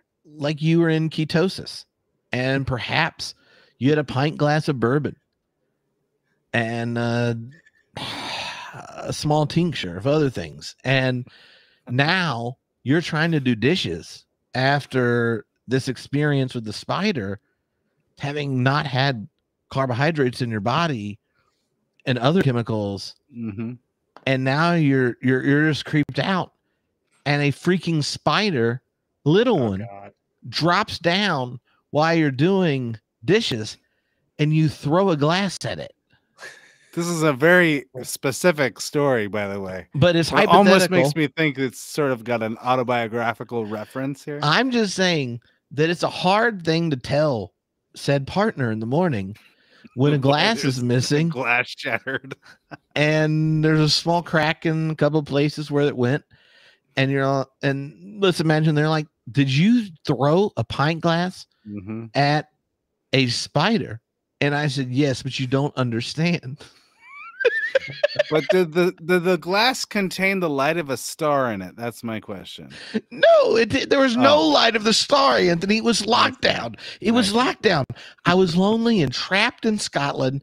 And hypothetically, I was having an intense experience reading this, and it creeped me out. And then I realized I'm going to have to read this tomorrow night. I thought I persevered so that he could go to bed. We moved on to more like Sam and Frodo, like encouraging each other in the face of defeat. And instead, I had to read it again. Now, the second time, were you also in ketosis? I was, but I did not. I didn't contribute to other ways of altering said, hypothetically speaking. Sure. Yeah, the experience. All hypothetical, right? Yeah, hypothetically speaking, because YouTube doesn't appreciate certain things. Who else chose Radagast the Brown to get drunk with? Kevin Max from DC Talk. Oh, it's the one thing we have in common. That's great. You also have love of Tolkien, and that you both said yes when I emailed you. Okay, good. Fantastic. I tweeted him though. We talk on DMs, but you don't believe in social media, Anthony. I am off. I'm in ketosis of the I don't know, the social media equivalent to ketosis. Yeah, but So what's the substance that you're going to use to alter your mind? yeah, You because know? Kevin suggested that Radagast might bring his own mushroom tea to the Pranzantoni. Very good, very good. Yeah, that's it. It is the one thing about the Fellowship of the Ring that I was a little bit upset about. Otherwise, I love that first movie, but they changed the mushrooms to carrots in Yeah. that first movie, which sort of negates the whole reading of the entire Lord of the Rings quest as just a bad trip, right? Man, so true. Just think that we'd have like 2 less Led Zeppelin albums if that was the case. It's very true. Very true. All right, Nick, you get the last question, and then Anthony can disappear because we're going to end with the Numenor history bit, and I'm not going to make him sit here while we explain Numenor history, because almost all the questions from people that have been joining were like, "What the hell with Numenor? I've only watched the What movies." is with Numenor? Yeah, I'd love I to know. stick around and listen. Okay, well, you can stick around.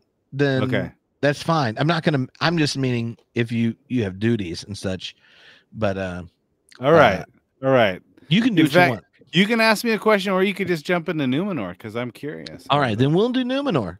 We'll do Numenor. You'll get the last tease then, Anthony, at the end. Fantastic. All right, Nick, it is time for. I'm gonna hit one of these buttons, and then we'll see which goes. What button do you want? 1 through 9. Let's do 6. All right. Oh, it's a lore dump, Nick. And you know why that one came up? Because Anthony is in his Run DMC outfit. My Adidas says, "Tell me about Numenor." Now, if you've been watching the show, episode 3 goes to Numenor. And if you've only watched movies, you're like, WTF, what's a Numenor? Well, it's a big deal. And now Nick's going to say some things. And then Anthony will probably have a brilliant question to ask after it. I'm guessing. I'm just hypothetically. See what I can do. I hope so. You're throwing it out there. So for folks who are watching the show, we obviously don't start off in Numenor. It doesn't get revealed to us until the 3rd episode. And really the Second Age takes place in Numenor, or the events are related to Numenor. And then, of course, relations to Middle-earth, because obviously Sauron emerges in Middle-earth as we're seeing the stirrings happen. The elves are ruling over there with Gil-galad, and we got Keller Brimbor and Eregion, the dwarves, all that good stuff. So that's happening. But Numenor is an island that only exists in the Second Age. So it didn't exist in the First Age, and it didn't exist. It ceased to exist in the Third Age. So why? How? So Numenor was a kingdom of the Dunedain, and for those, the Dunedain are men. Aragorn is a Dunedain. They're very special sort of men later on that can live longer, kind of come from the line of Elendil, that sort of thing. And it is between Middle-earth and Valinor. So right in the middle, right? It's there. It's an island, and it's shaped like a star. And there are 6 different provinces, if you will. Each star arm is a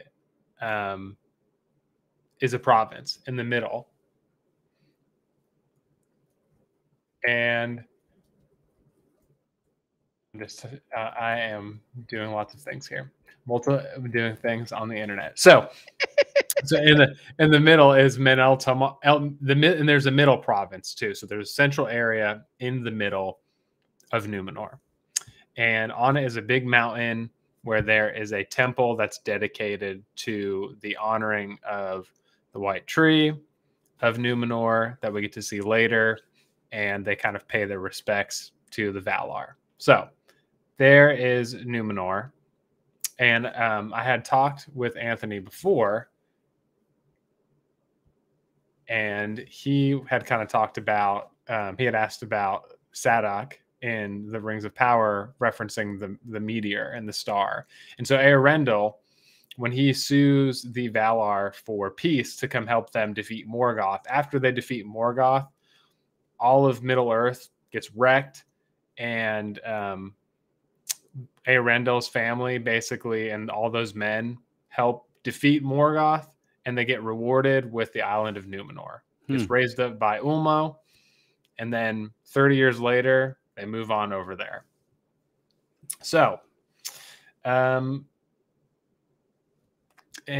I guess so I guess this is important to the story too. So after the Second Age, so there's the War of Wrath, Morgoth's defeated, the island of Numenor is raised by the Valar, and there's Elrond is around and Elros. And so Elros is Elrond's brother. They're both half elves, and Elros decides to be a man. Elrond decides to be an elf, and Elros is the first king of Numenor. So, which is in Second Age 32. And so get this line of kings. And so we're actually at the tail end of the history of Numenor in the show. Let's see here. So at 1.2, the elves from Valinor like to make frequent trips early on to hang out with the Numenorians. They give them, flowers and seeds and food and art and birds and all kinds of stuff. And they're kind of besties. And after a while, so in between that point, there's conflict. So the men are not allowed to go to Valinor, though. So the elves come from Valinor, and the men are like, "Hey, we want to hang out. You guys are really cool. We want to live a long time and experience bliss and all this good stuff." And the elves go, "Hey, sorry, Big Daddy Iluvatar says no," and they're cool with it. And over time, the shadow of Morgoth is kind of has left a scar on Middle Earth, so that there's still evil that can stir up. And so men start getting kind of pissed off. They're a little jealous that they can't go to Valinor and they can't experience immortality like the elves. And so this is around 2,000 years later of the founding of Numenor, where the kings of Numenor stop basically hanging out with the elves, and they tell them to leave them alone. And so there's split. There's the Kingsmen, which are people who are fully dedicated to, we hate elves because they're withholding immortality from us. And then there's the faithful, which are people who are still faithful to elves and Valinor. And so this is actually at the end of, we're at the last king of Numenor in the show. And we're basically in the middle of that political turmoil, is between people who are the faithful to the elf kind, and then people who hate elves and want to be immortal and rule the world, basically. So I've said a lot, and so I don't know if there's anything. Yeah, I have a couple questions. So I know that there's some connection between Numenor and Aragorn. We eventually meet, and it immediately makes me think, all right, these are not normal men. These are like the mighty men of old, So what were their what would you say that the average lifespan of a Numenorian would be? At the beginning, so Elros, the first king, Elrond's brother, he lives to be 500 years old. And one of the cool things about Numenorians is that they don't die like in a surprising way unless they die in battle. When it comes to their natural end of life, they can let go. They can basically die whenever they want. So they basically say, "Hey, I've been alive well enough. Let me pass, the ruling line to my kin, and I'm going to go and wherever men go in Middle Earth when they die and chill." And so at that point, men basically live 300, 400, close to 500 years old. But over time, especially when the jealousy for immortality happens, their lifespan starts to decrease. And so, and so they still live longer than any other men. Like I think Aragorn lived to be like 240 or something like that. And so right around 200 is right around probably where men of Numenor, double the lifespan of regular humans. Is it similar to how dwarves age, where like when they kind of, I don't know, when they get to 35 to 45, they kind of hang out there for a long time and then they fade right at the end? You know, that's a good question. I don't really know about dwarves because I know that their aging process is really different.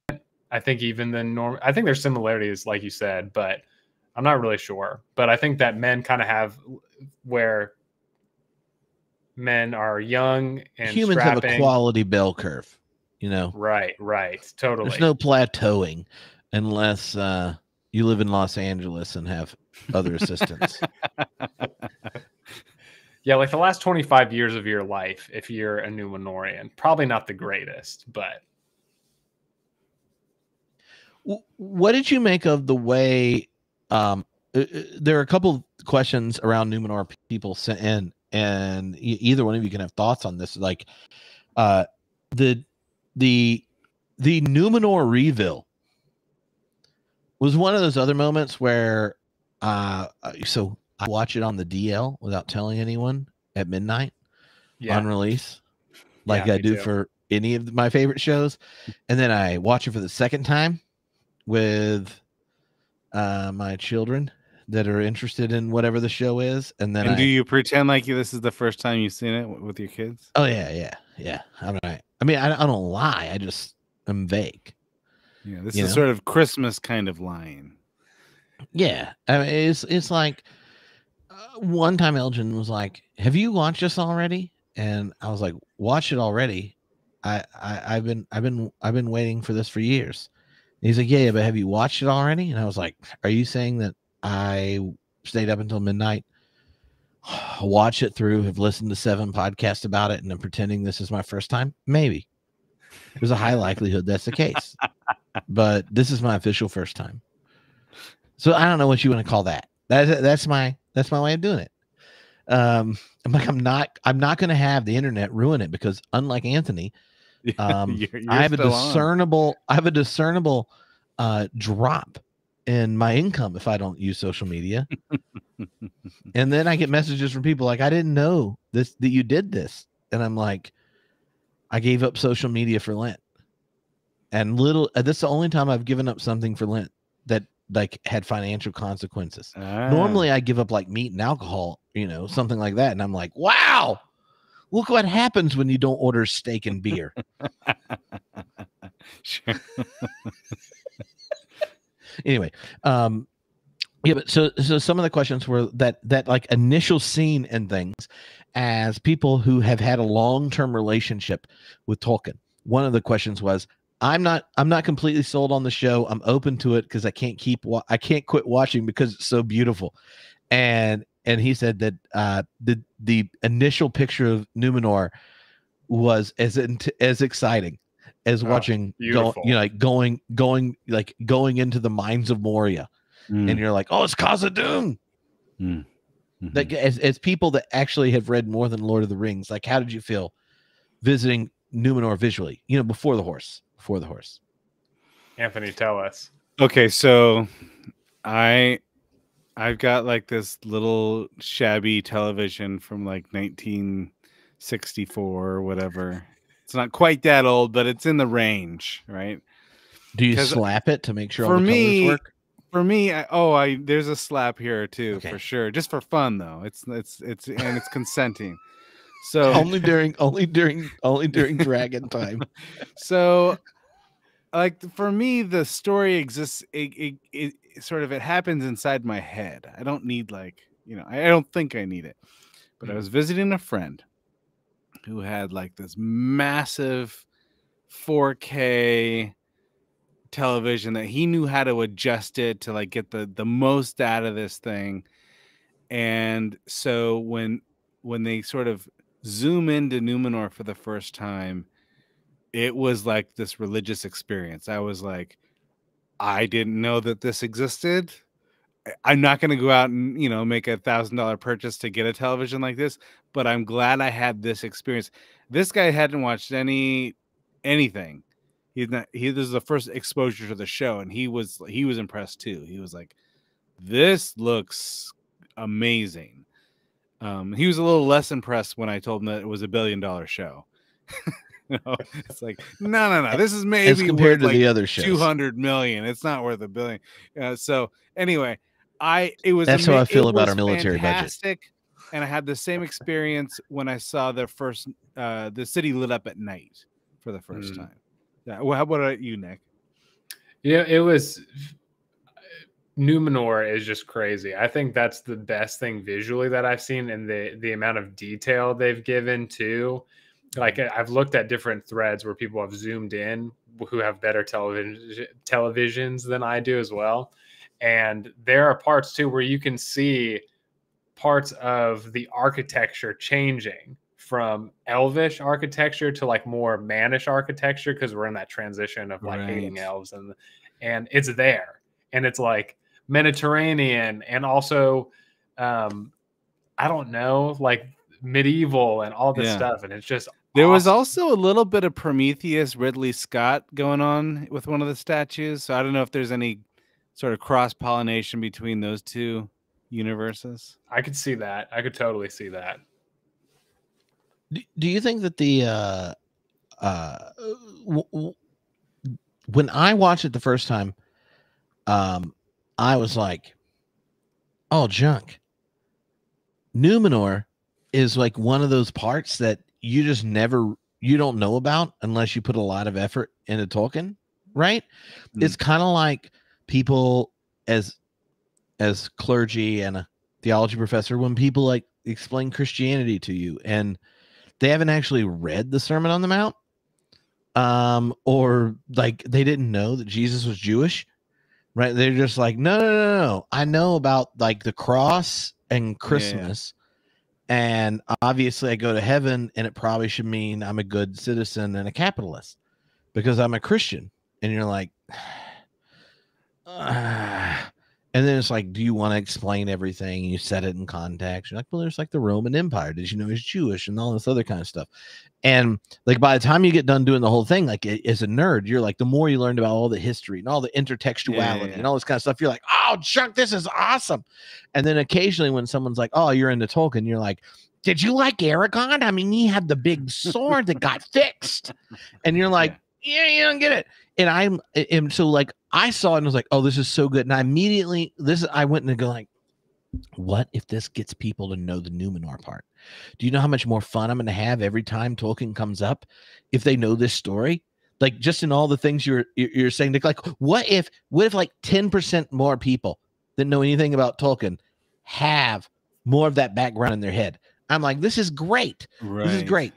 It's like when Rob Bell did like Love Wins, and I was like, this is a mediocre book that is popularizing Gregory of Nyssa's understanding of eschatological redemption of all things, or maybe Origin, where he's like, maybe even Satan gets saved. And you're like, oh, that's not bad. But he made it so popular that then all of a sudden people are like, that's a reasonable idea that everyone is ultimately redeemed. And you're like, yeah, it's called early church theology.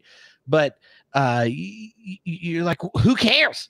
It's going to mean this a live option. So I'm like pumped when I saw Numenor so cool. I was like, yes, we need more Numenor. We do. I supervise college students for my job, and probably like 4 or 5 of them have watched the show. And, you know, they'll come by because they know I'm a big Tolkien head, and they're just do they like, rub your beard when they ask a question? You know, I am glad that they don't, but yet. Yeah, yet, you know, my Title IX coordinator is going to come after me. But so, I mean, they come in, they're like, the Numenor piece is what they've talked about the most. They're like, did you see when they rolled in on the ships? It's amazing. Like, I love this show. And they've been asking me all kinds of questions, and that's it. So I've got a question about this. So because Aragorn has such a long lifespan, we're really sort of meeting one of, like, if not his grandfather, we're meeting his great-grandfather, right? We're meeting, so Elendil is the dude who he is directly descended from.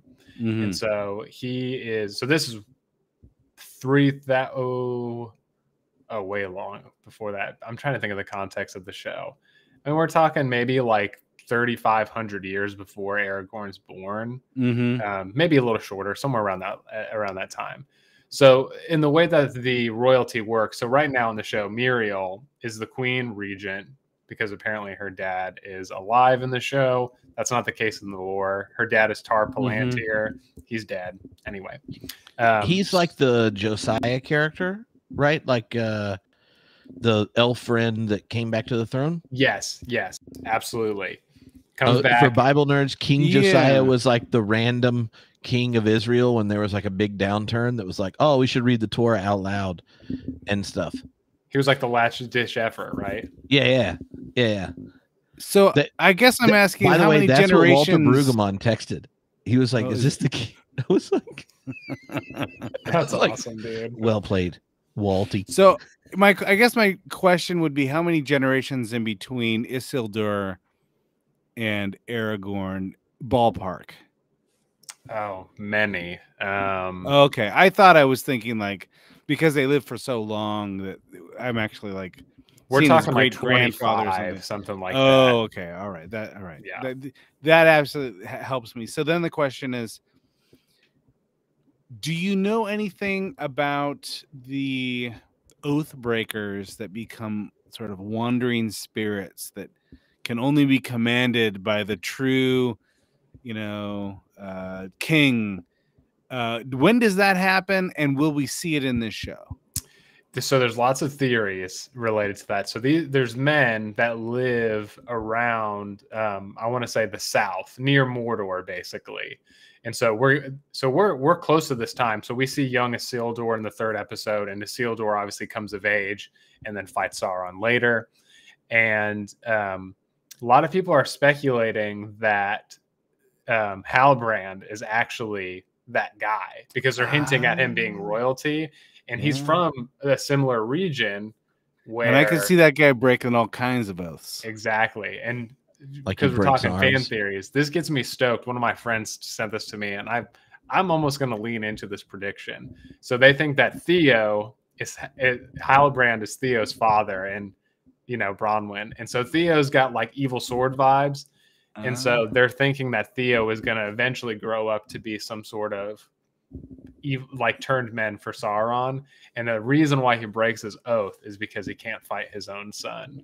And then Isildur has to curse him. So that's the theory. And I want it to be true. I like this a lot. Very good. So, yeah. So, but we don't technically know. So we probably will see that played out in the show, but we don't know if it's Halbrand or whatever. But they live in the Southlands. Got it. Anthony, have you ever ridden a horse? I have, yeah.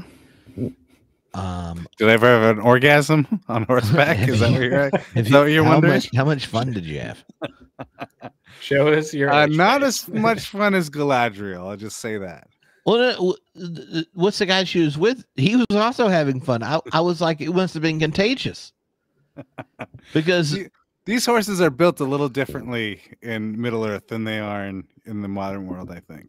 Well, you're the one that wanted to go with Shadowfax to to Mordor. That's true. Yeah. Hey, I'm hoping for a little bonus with Shadowfax. You never know.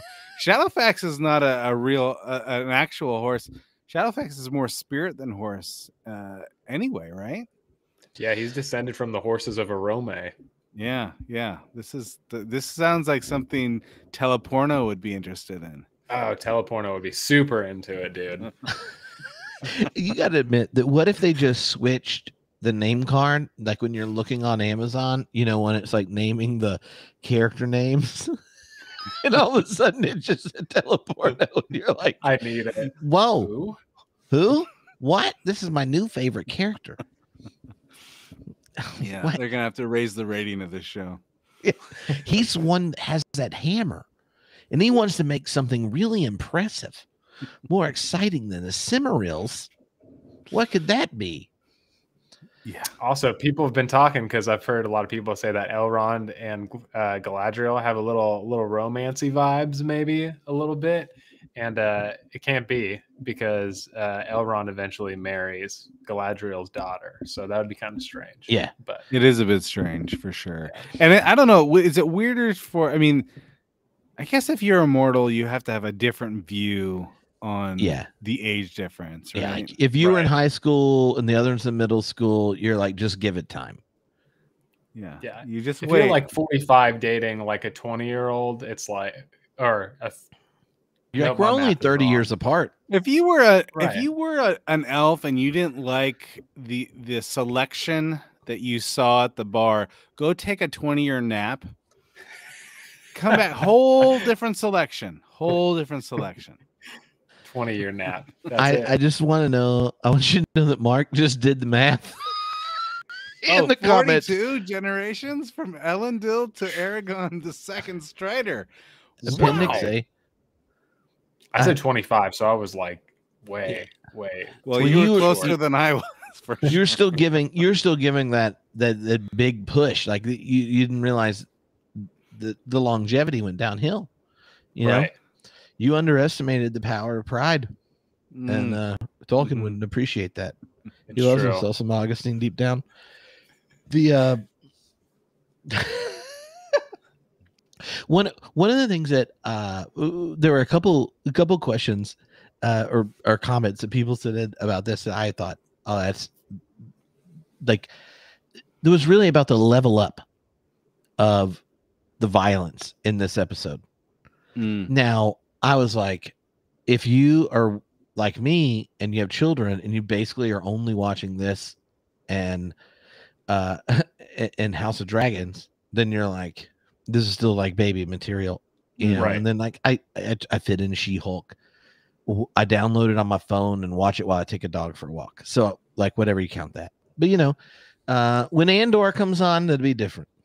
But like I'm like, yeah, I can see it. But like he got cut in the neck. There was not a lot of bleeding. Little chihuahua like kind of took out a stomach, but it wasn't like gross. But the difference in like riding a horse excitement to propositioning marrying your infant half sibling, like that's a big difference. I'll tell you what, I think I have a different take on this. When he gets sliced in the neck and you don't see a lot of blood, I feel like I've seen people get sliced in the neck so much on these screens that it doesn't faze me at all. If I saw gushing blood, I would just think, I've seen that 1,000 times. The way that they did it, where it was sort of like this razor thin slice. It was a creeper slice. It's like, and yeah, I thought that's a different way into that visceral experience. You can almost get the sense that like, okay, it's there. I see it. I see the line. It just it's just not gushing yet. For me, it almost had a more visceral effect without the blood. But then they kind of go pretty bloody a little bit later in that scene. I don't know. I like the way that they did that. I don't necessarily think that they did that just for the kiddos. I think that they were trying to bring something different to an audience that's probably pretty familiar with gore. Well, I talked too about Arondir because the two elves die. Yeah. And people are like, what the heck? We don't even know these characters. Why should we care? And you're like, no. It's not about that. It's about Arondir experiencing this. And I think, like you said, those deaths, instead of focusing on like the gushing blood or like the guts, poking out of an eaten stomach, you get to really focus more on Arondir's emotions and being alone and seeing his companions killed. Yeah. Yeah, I think you're right about that. Where do y'all think that plot line's going? Like, I have to admit, that actor is really, really good. Oh my gosh, buy that, and I keep thinking like he has that. Okay, so Legolas in Lord of the Rings, not The Hobbit. I feel like Homeboy was just phoning it in and counting his pirate money. But but in Lord of the Rings, you did have this like elvish distance vibe when relating to humans or dwarves where they don't know. And then he never cultivates in the movies the kind of affection that you get between Gimli and Legolas. Right. That's in the books. Like in the books, the power ranking of friends. I mean, you could do like Gandalf and the Hobbits, Sam and Frodo, and Gimli, Legolas, and you're like, oh, it's a trinity of friends. And but the like that pairing in the show is really fascinating to me, and I think he's doing a great job. And I'm like, I don't really know where it's going. He's going to hang out. Are you with, talking about his relationship with the human woman? well, yeah, but not just her, and then the kid and stuff, but like he captures to me it as someone that loves the way you get this tension between elf and more finite beings relationships. This sense of the wonder of becoming attached to someone with an end that you can't understand. Like Legolas in Lord of the Rings, like you see this shift where he and Gimli's relationship comes. And when he gives the offer to Gimli to come back and look at the mines at Helm's Deep, if he goes with him to the forest, like when you get to that point from there on, Legolas has shifted to a kind of affection where he's now choosing to be vulnerable to the risk of love of a friend that he knows will leave before him, short of death in battle. And in those scenes, like, yes, he's losing the elves that have been there 78 years there, and he was a farmer before it and all that kind of stuff. But also, he's also processing the weight of their failure, that this was happening underneath them, and the people that he's attached to that his companions weren't. And like so much is being held in his face and stuff there. That was like the Harfoots are my favorite part, but the next favorite is that section. So but what do you think's going on in that plot line? Because like if you are a Tolkien fans like the showrunners and you're gonna bring an elf and a human together, you better bring your A game. Otherwise, in like 20 episodes from now, the death threats will come. Not just because he's not white, but because what do you like, think, Nick? Where do you think that's going? You know, I'm pulling up what Mark had in the chat because I think Mark is right. So he brings up Beleg and Turin. And so in the first stage, Turin is a human hero, tragic human hero, and Beleg Strongbow is an elf, and they're kind of like battle buds, and they're very committed to each other. And I think that, let's see. So Turin hangs out in Doriath, I think is right, with Thingol. And I think him and Beleg become friends. And so they could be going to where, I mean, they've already set it up to where Arondir is already more open to humans being cool, as well, basically being in love with one. And so I could see that. I mean, that's Beleg too. In the first stage is one of those elves that's a little less haughty than all the other elves, and actually, likes to hang out with humans and helps people and stuff like that. And so I could see that where Arondir ends up escaping or ends up running into some man, and I could see that they might even play there might be this wrestling of discrimination where Arondir's like, dude, is this a Southlander that used to hang out with Morgoth? Like, I don't know if I can trust this guy. And the other person's like, I like elves, but also you guys have been kind of oppressing us with this military regime, like, and saying how that unlikely friendship potentially might come about. So thank you, Mark, for thinking for us. Oh yeah.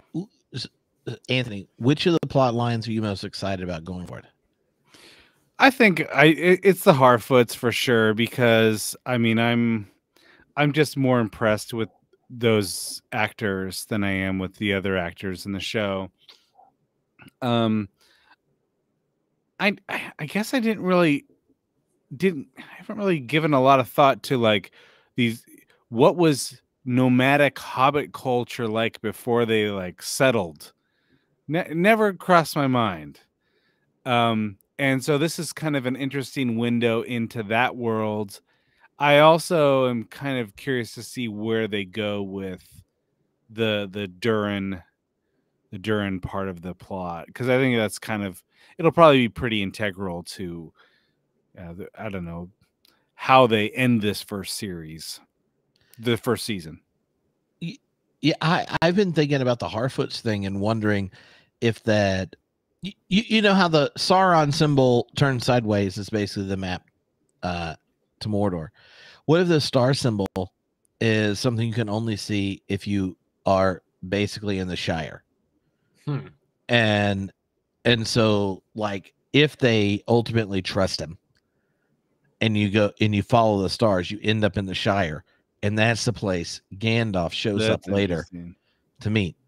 So if Gandalf did sneak in the Second Age and no one knew, then goes back, maybe he dies like in Fellowship, goes back, and then so now he's in, you know, he's on the other side and is able to get the fire, the third Elvish ring, gets the fire ring. It's always on the DL in the movies, but it's interesting like, you say and that. that's how he knows where they are, and he trusts them. Why? Because what's his first word? Friend to them, and you're like, oh, I'm gonna duck out just for a minute.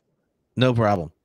Now you said that, Trip, and the star thing got me too, because one of the Elvish greetings is a star shines upon our meeting, and so like I think Glorfindel might actually say that to Frodo in the Fellowship. At the beginning. And anyway, that's just a common Elvish thing, so which is very meaningful. And so the star things is just really cool that you brought up. I mean, I don't know. It's just one of those fan theory things. if I was going to ignore Anthony's advice from earlier, and commit, he's either Tom Bombadil or it's Gandalf, and he's going to be killed just like in Fellowship, and come back later, and he's going to know where to go when times are difficult by going to the Shire because he sent him there with the map. Well, I know I have not been given Jeff Bezos money to come up with this, but I will say, if they needed help, I would do it for half as much as whatever they were paying. You know, these Harfoots have there's a little dark underbelly to these Harfoots. Oh yeah, totally. You're like, they're all sort of settle down. They're very sort of open, like we're all a family until you're not. But we'll remember you. We'll say your name around the campfire. But oh my gosh, if you attract hornets and get killed, you're gonna get laughed at. Dang.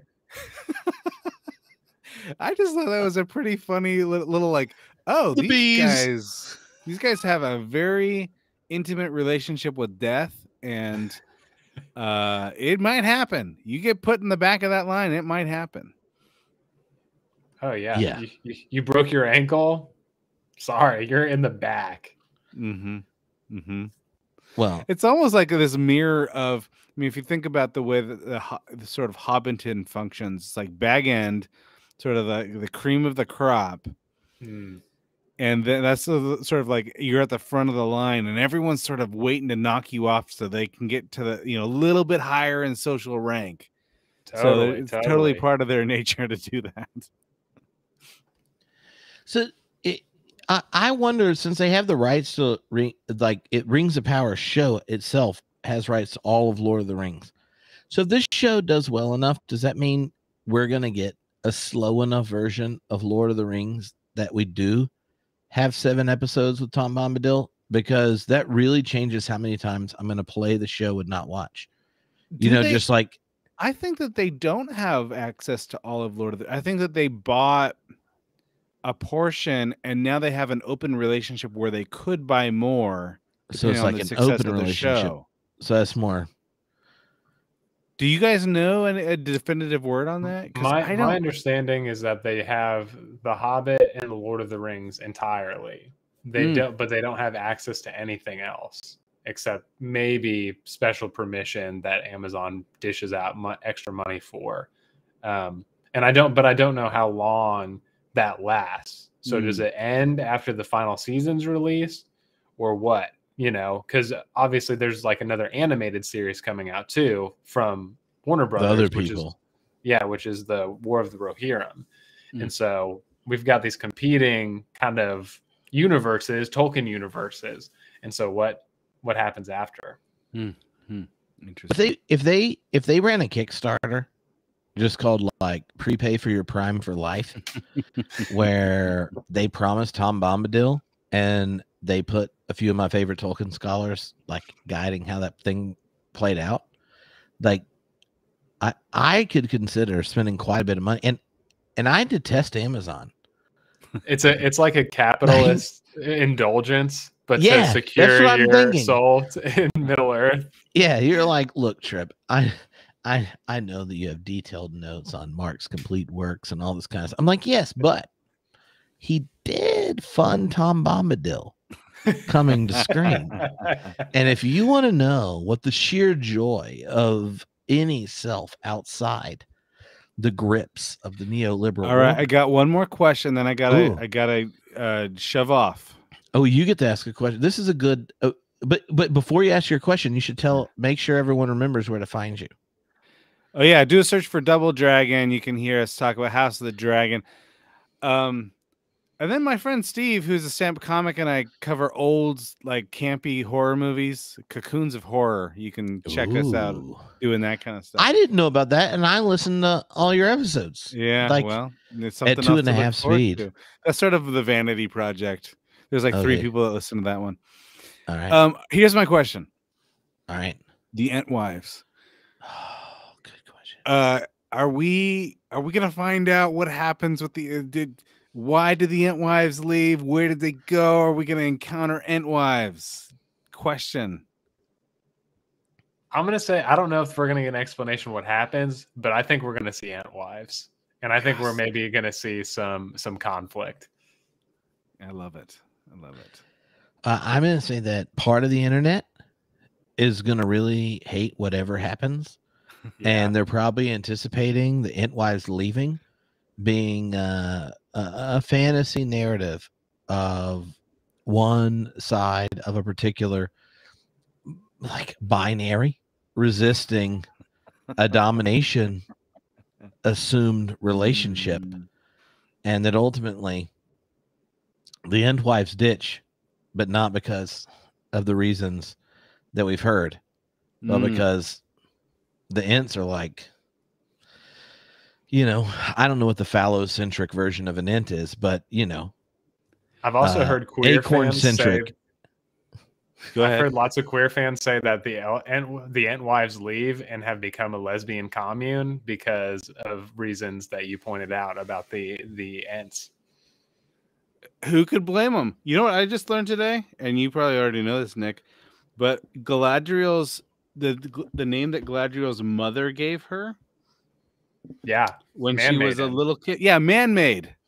I thought that was a really interesting little window into sort of her, you know, her just the way that her mom viewed her. I thought that was interesting. Well, Anthony, thank you for hanging out with us. Like, and hanging out this long, I just realized it's been over 2 hours. It's the funnest thing I've done all week. I appreciate the invitation. I am more than happy to talk to you whenever reasons come up, but this has been a blast. I love getting to hang out with Nick and people that love Tolkien. So this is fun, but like because you don't record with video, it creeps me out. You know, when you record podcasts, I can't see. Okay, this comment's funny. Perhaps that's why the Ents are not hasty anymore. Sure. Yep. Suzanne for the win. Suzanne for the win. Thank you get an air horn, Suzanne.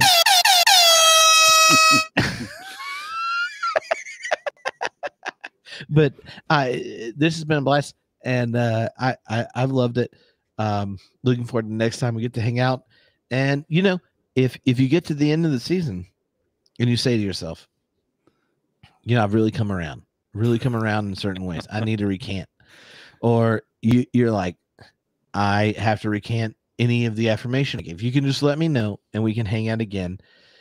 And if it's so bad that you like don't want to discuss a show, we could just do dramatic readings of our favorite parts of Lord of the Rings and talk about them. You know, that's Love always it. an option. Love it. Love it. Thank you so much, guys. Thanks, man. All righty. Have a Thank great you, everyone, for hanging out. We'll see you all next week. And make sure you go check out. I'll put all the links on the podcast version of this to all of the books about Game of Thrones and religion and stuff in his podcast and junk. And apparently there's a whole nother one that I didn't know about, which I'll add there. So